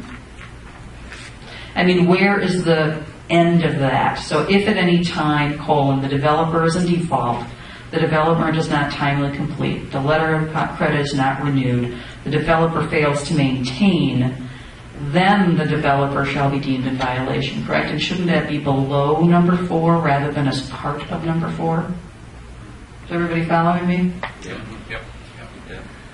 So make that a separate paragraph. Well, otherwise it looks like it's part of number 4, and where does the if at any time sentence start, end? Right, it never ends. Okay, then that makes sense to me. I think that was. Anybody else have anything with the previous versions that you've had for a period of time? We did not get any responses by email, so last week, so we assume you loved it all. All right. So I go back to my question. We have a proposal that both Mr. Gianelli and the attorney have blessed in their own respect, but I don't see on our what's the word I want to use? How we've designated this, how we've noticed this, big word. How do we do this? We're not approving the final plat submittal. The developer's agreement is separate, and the letter of credit is separate. We don't have a place on here that we are approving a partial start to this. Is there a way to properly do this if it's not noticed properly? Is there any question on that or concern? And if so, how do we mitigate that with the proper motion? Well, the basic principle that I try to follow in giving communities advice about the notice is that they should give to the public as much notice as they know about a situation, leaving open the possibilities of some deliberation and change of direction in the decision-making process within the scope of the notice. And I believe that legitimately the kind of notice that has been given here with regards to discussion in regards to item number 9, discussion with Town Board and Plan Commission regarding possible action by Plan Commission Developers Agreement, discussion with Town Board and Plan Commission regarding possible action by Plan Commission of letter of credit, does provide flexibility in that regard. The intent as originally noticed in its overall scheme here contemplated that there would be approval to proceed if everything was aligned. And here what is being recommended is that approval be given to proceed within certain limitations. So I don't see any notice problem in that regard. Okay, so if we go to the email, I think Mr. Bellman has laid this out for us. He is looking for approval to commence the site work on the project under Section 12-10-1 of the Town Code, contingent upon 1, the execution of the letter of credit, execution of approved developers agreement, and the completion of a pre-construction meeting. And I guess I would add to that the execution of a full release. Is that correct, Mr. DeLamora? Yes, and in addition, an indication of what the scope of that work is going to be, Mr. Bellman. Which it would include, so the execution of a release would include the scope of the work, or are you asking for Mr. Bellman to provide us the scope of the For work? Mr. Bellman to articulate it here, if he is able to do so. Sure. I probably would like to defer to my grading contractor as far as what they can, actually start with. So I don't know if that's something where we can have that discussion. I can get that to you at the pre-construction, because prior to the pre-construction meeting, so we can. Whatever the pleasure of the board and the Plan Commission would be, I think. I have an answer for you then. Yeah. Typically, it's grading. You can say something, sure, Mr. Builder. First of all, let's get this straight. He's done everything we've asked him to do more than once, correct? The county is the bad guy here. Why We know can't that. we just approve what he needs to do? That's what we're trying to do right now. We just got to get the motion right. Well, I'm making the motion, and whatever our attorney says it should sound like, that's what I'm doing. Well, I don't think he wants to take that responsibility, does he? All right, so are we looking to, you are looking in a motion, Mr. Flanagan, to allow the commencement of site work on the project under Section 12-10-1 of the Town Code, which is contingent on the execution of approved letter of credit, the execution of the approved developers agreement, the completion of a pre-construction meeting, and the execution of a full release. Couldn't have said it better myself. Is that correct, Mr. Which includes scope of work. Which includes scope of work. And I'll Okay. provide that for you. I'll second the motion. Who made the motion? Mr. Flanagan and Mr. Fisher now, okay? Very good. All right, any further discussion? All those in favor signify by saying aye. Aye. Thank goodness. Yes, Okay, so that is, we're doing that under the final plan submittal. Hang Yeah, on. that would be the first thing they would do. They need to do that first, and then the second motion would be this. Correct. You're giving us direction? Yes. Okay, what's the direction? With regards to the first item that you have in the order listed here, the plat, that there be a motion made to table action on the final plat at this time. Can we have such a motion? I make a motion we table the final plan. Is there a second? Second. Mr. Fisher. Discussion? All those in favor signify by saying aye. Aye. Opposed? All right. And now in order would be the motion that was pending on the floor. Which was the motion that I read with 4 items in it, which includes the execution of the lease, which includes the scope of the work. I mean, Who did the second on that? With Flanagan was first. Mr. Flanagan and Mr. Fisher. Thank you. All those in favor signify by saying aye. Aye. Opposed? Okay, are we in order now? What am I doing here? Because they're not- This is just a copy of the thing. So Hang on. what am I doing for that verbiage here? We're going to Or do is this- developers agreement what I'm next. doing, those 2 items. yes, with a second motion. To I still Sure. to seek approval. Just catching up so that the minutes are accurate. Putting Yeah, you got that covered there. I'm just taking. So we're going to be taking action as Jamie's catching up on the developers agreement. Is there further discussion on the developers agreement? These three conditions. No. There's four actually, but what am I? For the approval of commencing work. Okay, I did. That's right. Okay. Got it. Thank you. Okay, sorry about that. So, the developers agreement. We have a form of the developers agreement. It's not finished, correct? There's still some fill in the blank type of things. I mean, do we approve this based on finalization by staff? Is that typically the motion that's made? Because it's typically not in final form until all the documents are in and permits, I guess, and letter of credit is actually issued by the bank and referenced and all that. So I think an approval would be developers agreement approved pending final review and finalization by staff. If anybody would like to make that motion? I'll make that motion. Thank you. Is there a second? Second. Thank you. Discussion? Go ahead, Mr. I want to bring something to your attention with regards to an item on page 5. And that would be in section E3.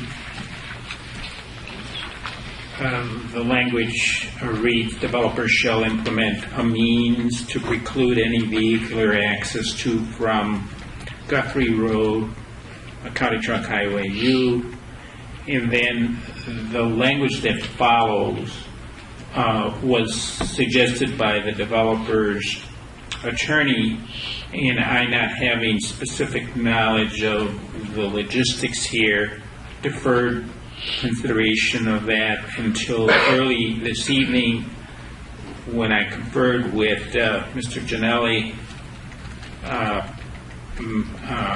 Mr. Bellman, and Mr. Dupler, and it is our recommendation that the language during developers' construction of the improvements be deleted so that it would read to be a permanent restriction on access to Guthrie Road, and the plat itself is also going to be noting that. Okay, so that's a change. And Yeah, we just had a question on what the intent of the town was on that. Okay. An understanding now what the intent of that was. They didn't want any driveway access off of Guthrie Road, which we would not. you wouldn't do anyway. Okay. And there is there an acceptance of that change to the developers agreement by the first and the second makers? Yes. Okay. Further discussion? And then with regards to page 9, the separation into a separate sentence of the last... So beginning with the developer. Right. Okay. I think we've discussed that already. Do you accept that change as well? Okay. You do. First motion maker, do. Page 9. Any further discussion? All those in favor signify by saying aye. Aye. Opposed? Okay. On to the next. Discussion with Town Board and Planning Commission, possible action by Planning Commission letter of credit. Attorney De La Mora has indicated that it is in the form and fashion acceptable to him. They've utilized the language that we've requested. Any questions, any discussion? Otherwise, we'll entertain a motion. Move to approve. Is there a second? Tina seconds. Discussion. All those in favor signify by saying aye. Aye. Opposed? All right. So it's getting a little late. I don't imagine you'd like to stay for the whole board meeting too. So can we ask the board members, is there further discussion and reason for Mr. Bellman to stay for the town board meeting as well? Hearing none, it sounds like you were released prior to 9 o'clock, so that's not too bad. Thank you for doing business in the town of Waukesha. We appreciate it. And thank you for kind of bearing with us as we remodeled our work here. It's been challenging for everybody because there just hasn't been a lot of development in the past 5 years, so everyone's trying to rework through the processes and remember how to do everything the right way. And we're trying to update all of our systems. We appreciate your assistance on that as well. So I guess we're good to go. Thank you so much. Yeah, Blaze New Trails, exactly. Appreciate your efforts in the town. All right, discussion with town board and plan commission review of ordinances being considered for revision. I had to run out the other day when this workshop was working on this, but I didn't want to be in the audience when the city of Waukesha voted on the annexation of Walgreens, and they voted 5-1, of course, to deny the annexation of Walgreens, so I thought that was a worthwhile effort. But number 7 in your packet is the notice of public hearing, which shows all the ordinances in the place that they are right now. And some discussion on the final ordinance in there, which was not included at the time, was included, and I'm suggesting this evening that we remove that from consideration at this time, pending further review and discussion with council. I think we have another water-related issue in here. They're both together. No, section 8-7-5. That's not together.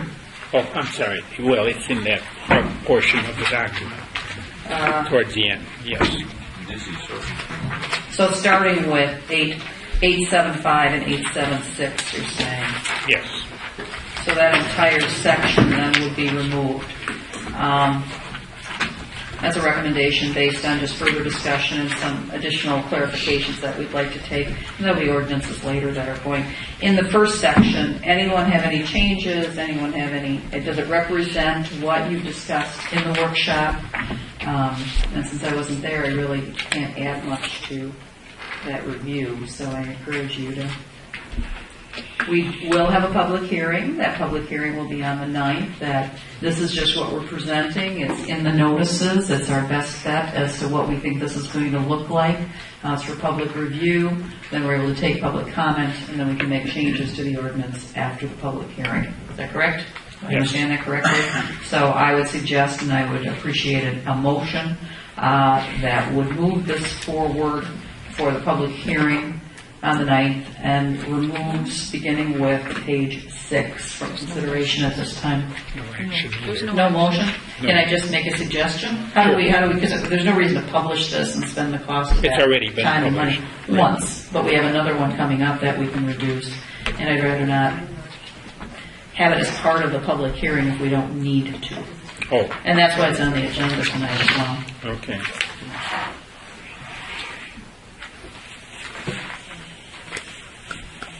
What did we put on the town board agenda? Did we put anything on the town board? Put it on the town. Well, this is the joint meeting, so. Right.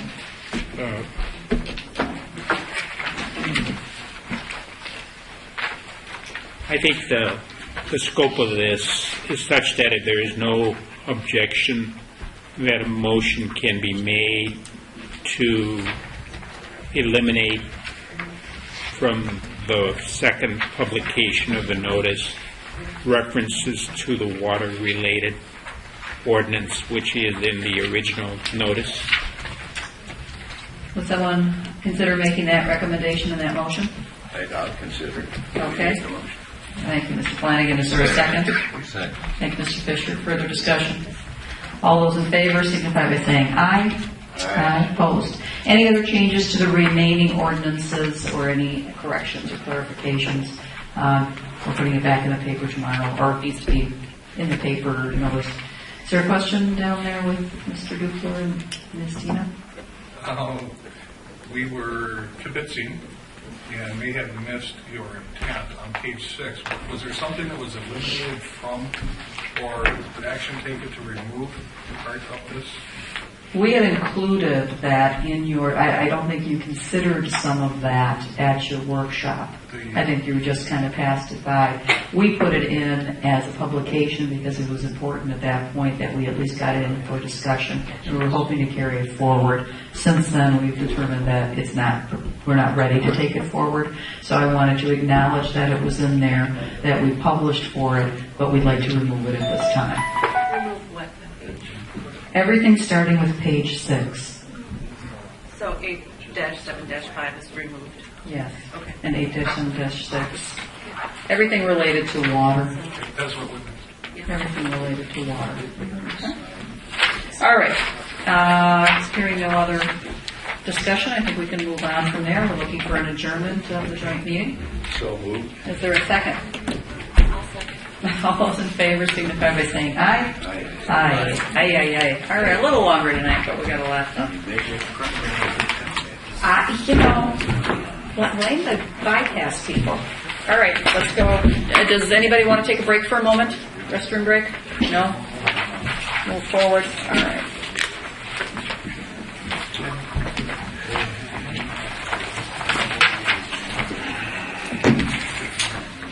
All right, we'll go to the agenda for the Town of Waukesha board meeting.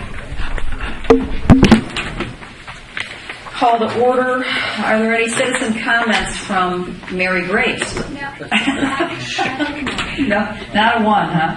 All right, Mr. Fisher, I would imagine with your request in the Plan Commission of being only 4 minutes, you would also like us to perhaps wait on the 1, 2, 3, 4, 5, 6, 7 minutes on this particular? Beg again. Okay, when are you anticipating that these would be back on the agenda? At the next meeting? Absolutely. All right, so, Town Clerk, can I ask everybody to keep them so we don't have to reproduce them? I mean, okay? And maybe send an email out to everybody, Jamie, on the Plan Commission side. So we don't have to do that. All right, reports, the monthly report. We need a Oh, yeah. Thank you. Mr. Fisher made the motion. Sure. Mr. German's doing the second. Discussion. All those in favor signify by saying aye. Aye. Opposed? All right. Now, sorry. I'm in a hurry to get through to Mr. Buchholz, who'd probably like to go home. Why don't we do you first since you're here? Okay.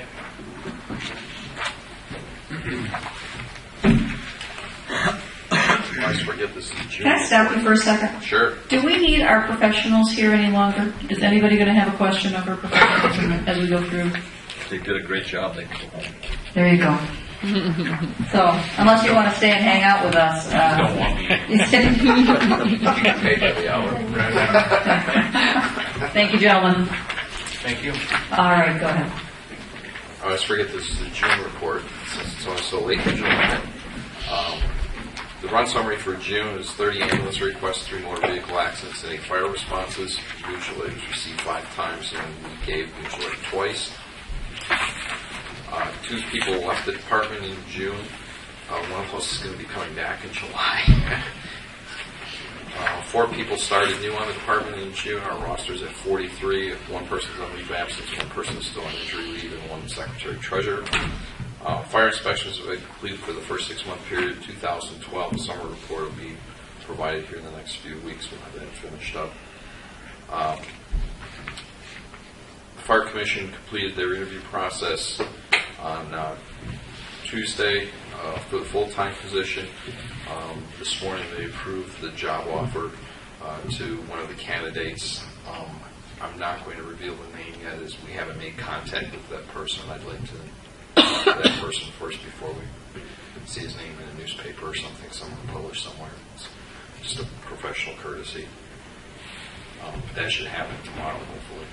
We just have to make contact with him today to answer his phone. Due to the still dry weather, burn ban is going to continue in effect. The duration is yet undetermined, but it is still very dry out, so our burn ban is going to stay in effect. This Saturday is the fallen firefighter memorial bike ride in Wisconsin. It's a fundraising event and remembrance ride in honor of 9/11. That ride is going through the town of Waukesha this year. On Saturday, it should arrive in the town about 2 in the afternoon. They'll be coming in on Guthrie Road to Lonsdale Road from the south, and they'll be going west on Lonsdale or Highway I all the way through to River Road, and then River Road up to Salesville Road, and then southwest on Salesville Road towards Genesee. They will arrive sometime about 2 o'clock. They'll be leaving Tuscaloosa Fire Station at 1:30 in the afternoon, so they're anticipating about 2 o'clock arrival time here. Those intersections will be blocked when the ride goes through. They're anticipating between 600 and 800 motorcycles. So each intersection could be blocked for as long as 10-minute periods. So just a heads up, if you hear some complaints that you can't go anywhere in the town for a little while, that's what's happening. Is that the sheriff's department managing those intersections? Actually, no, the fire department's going to be. There will be some sheriffs, but because of the length of the ride and the amount of Waukesha County it's in, the fire departments will be doing some of that. In fact, our fire department will be doing most of Lonsdale Road. And then the upcoming events, July 25th, which is already passed actually, on August 7th, we have the Girl Scouts here for Fire Prevention Program. August 8th, and then August 1st and 7th, we have KinderCare Fire Prevention Programs, and then the October Fire Prevention Programs here and at Roseland School. Giggly Hugs Daycare Center has asked for us to do fire prevention at their facility on Industrial Lane this year too. That'll be new to the program. That'll be held during Fire Prevention Week in October as well. That's terrific. All right. And you put out a publication of some kind or a pamphlet of some kind? I saw something on the counter there. Spring fire prevention flyer we had printed up. Okay. And you did that. You did it in spring. You just happen to have some here now. Is that? Yeah, well, it kind of went out more summer than spring. Okay. We started in the spring, but it didn't really get out until summer. Okay. And they're just kind of hand delivered at different events and things. They weren't really, we didn't mail them or anything like that, so they're kind of just got distributed by hand. Was that just done by your staff folks? Yes. Yeah. They might want to use spell check. Yeah. Yeah, that's what I said. There's some. Yeah, there's some I would say since it's a product of the town of Waukesha, I mean, utilize, the staff. I mean, they'd be happy to take another eyeball at it. Because when you look at that stuff too long, I mean, you don't even see it anymore because you know what you want it to say and you think you see what you're saying. So, feel free to. That was the group's first try at it. So. Yeah, it looks nice. Yeah, it looks nice. I thought it looked good. But, I mean, we do the same thing. We try to share it amongst a few people because it's easier. Yep. Good, thanks. Any questions of the fire chief?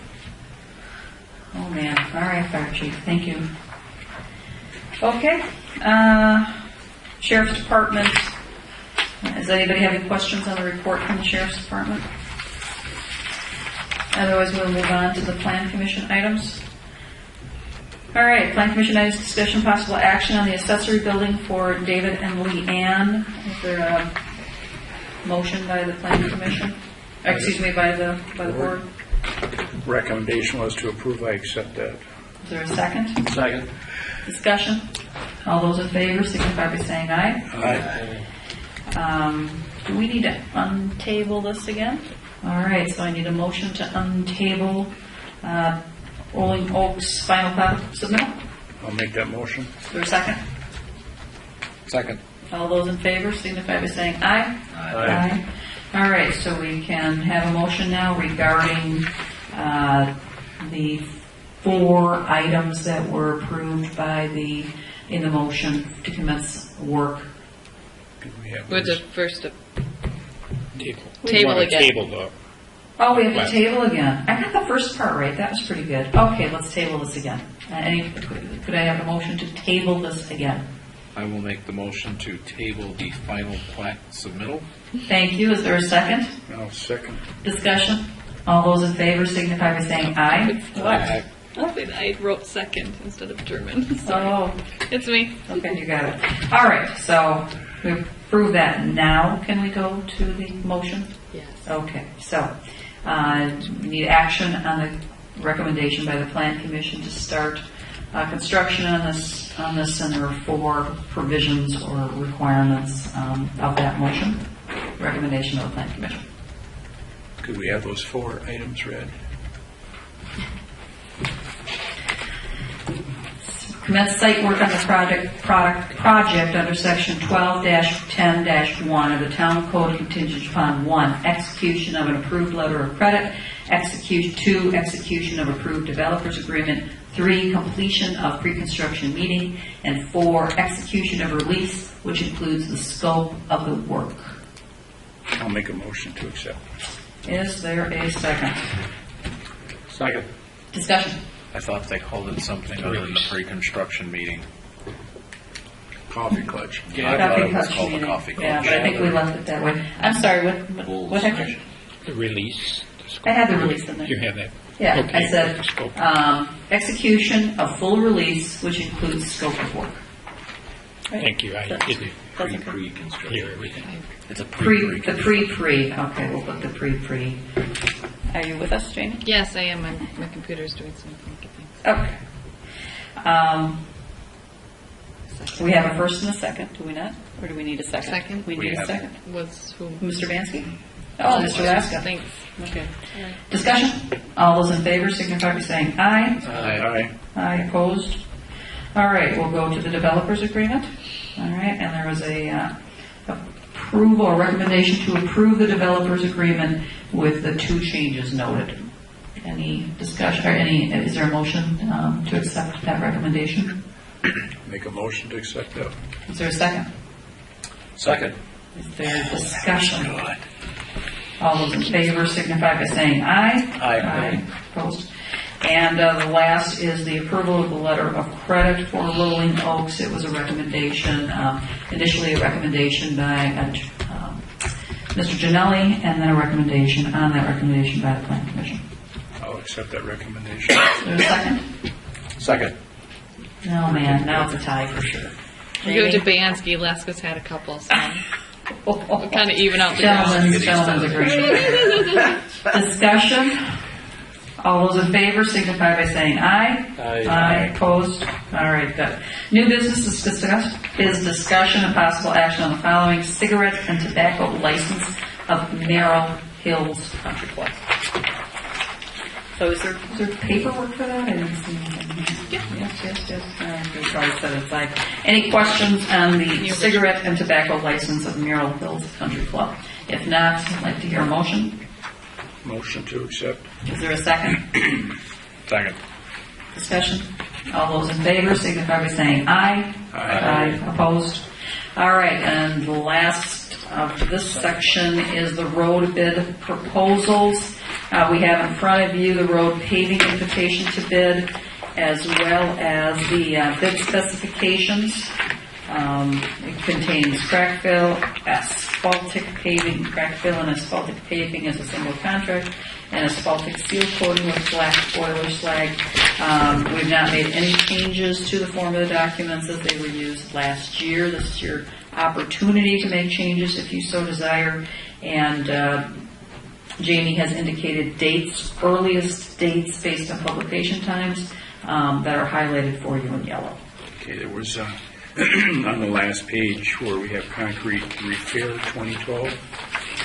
Are you talking now in the exhibit, or are you talking, what document are you talking Last about? page of the road bid document. Number 4, the completion time guarantee? The roads listed.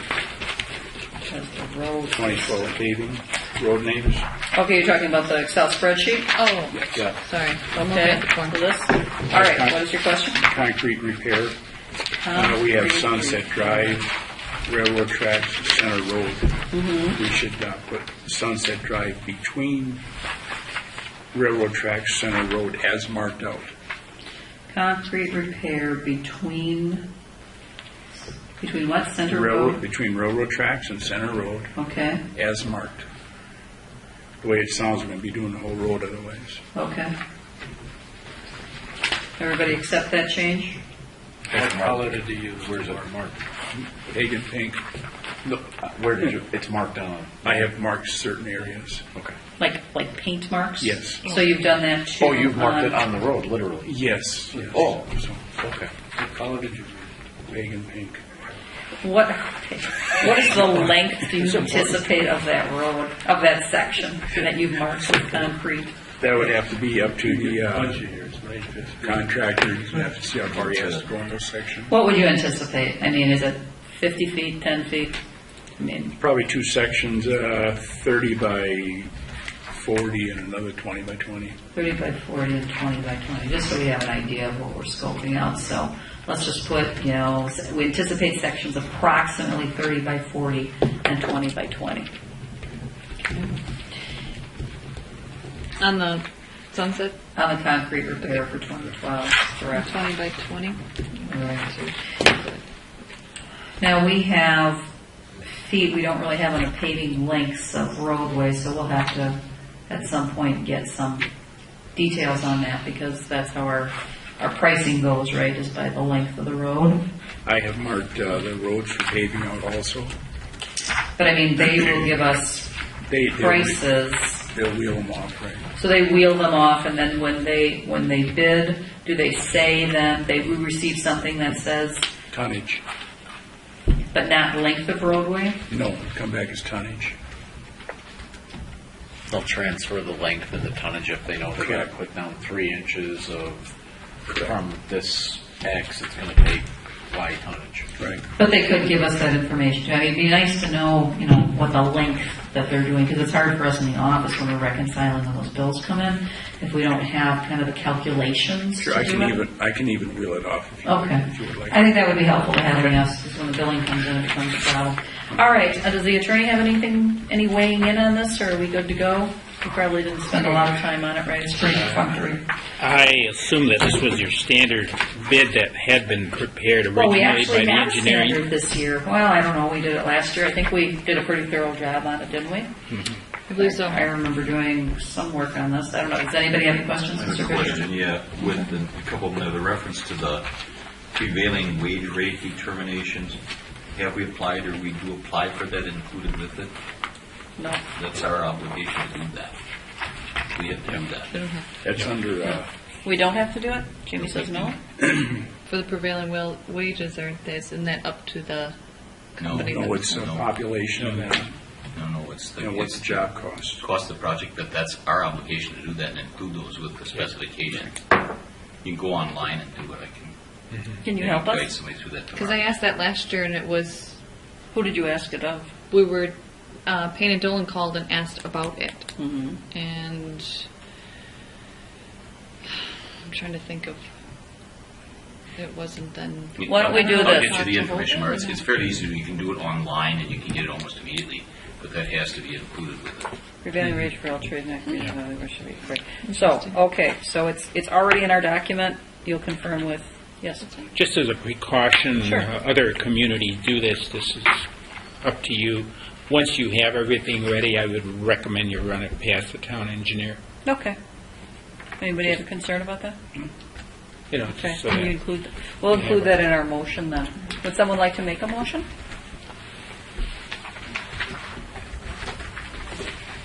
Motion be to, To accept the road paving invitation to bid documents and our bid specifications for the 2012 road repair, Exhibit A, and then the list of crack filling, paving, and concrete repair included, with a recommendation by the town attorney to have the engineer review once they come in.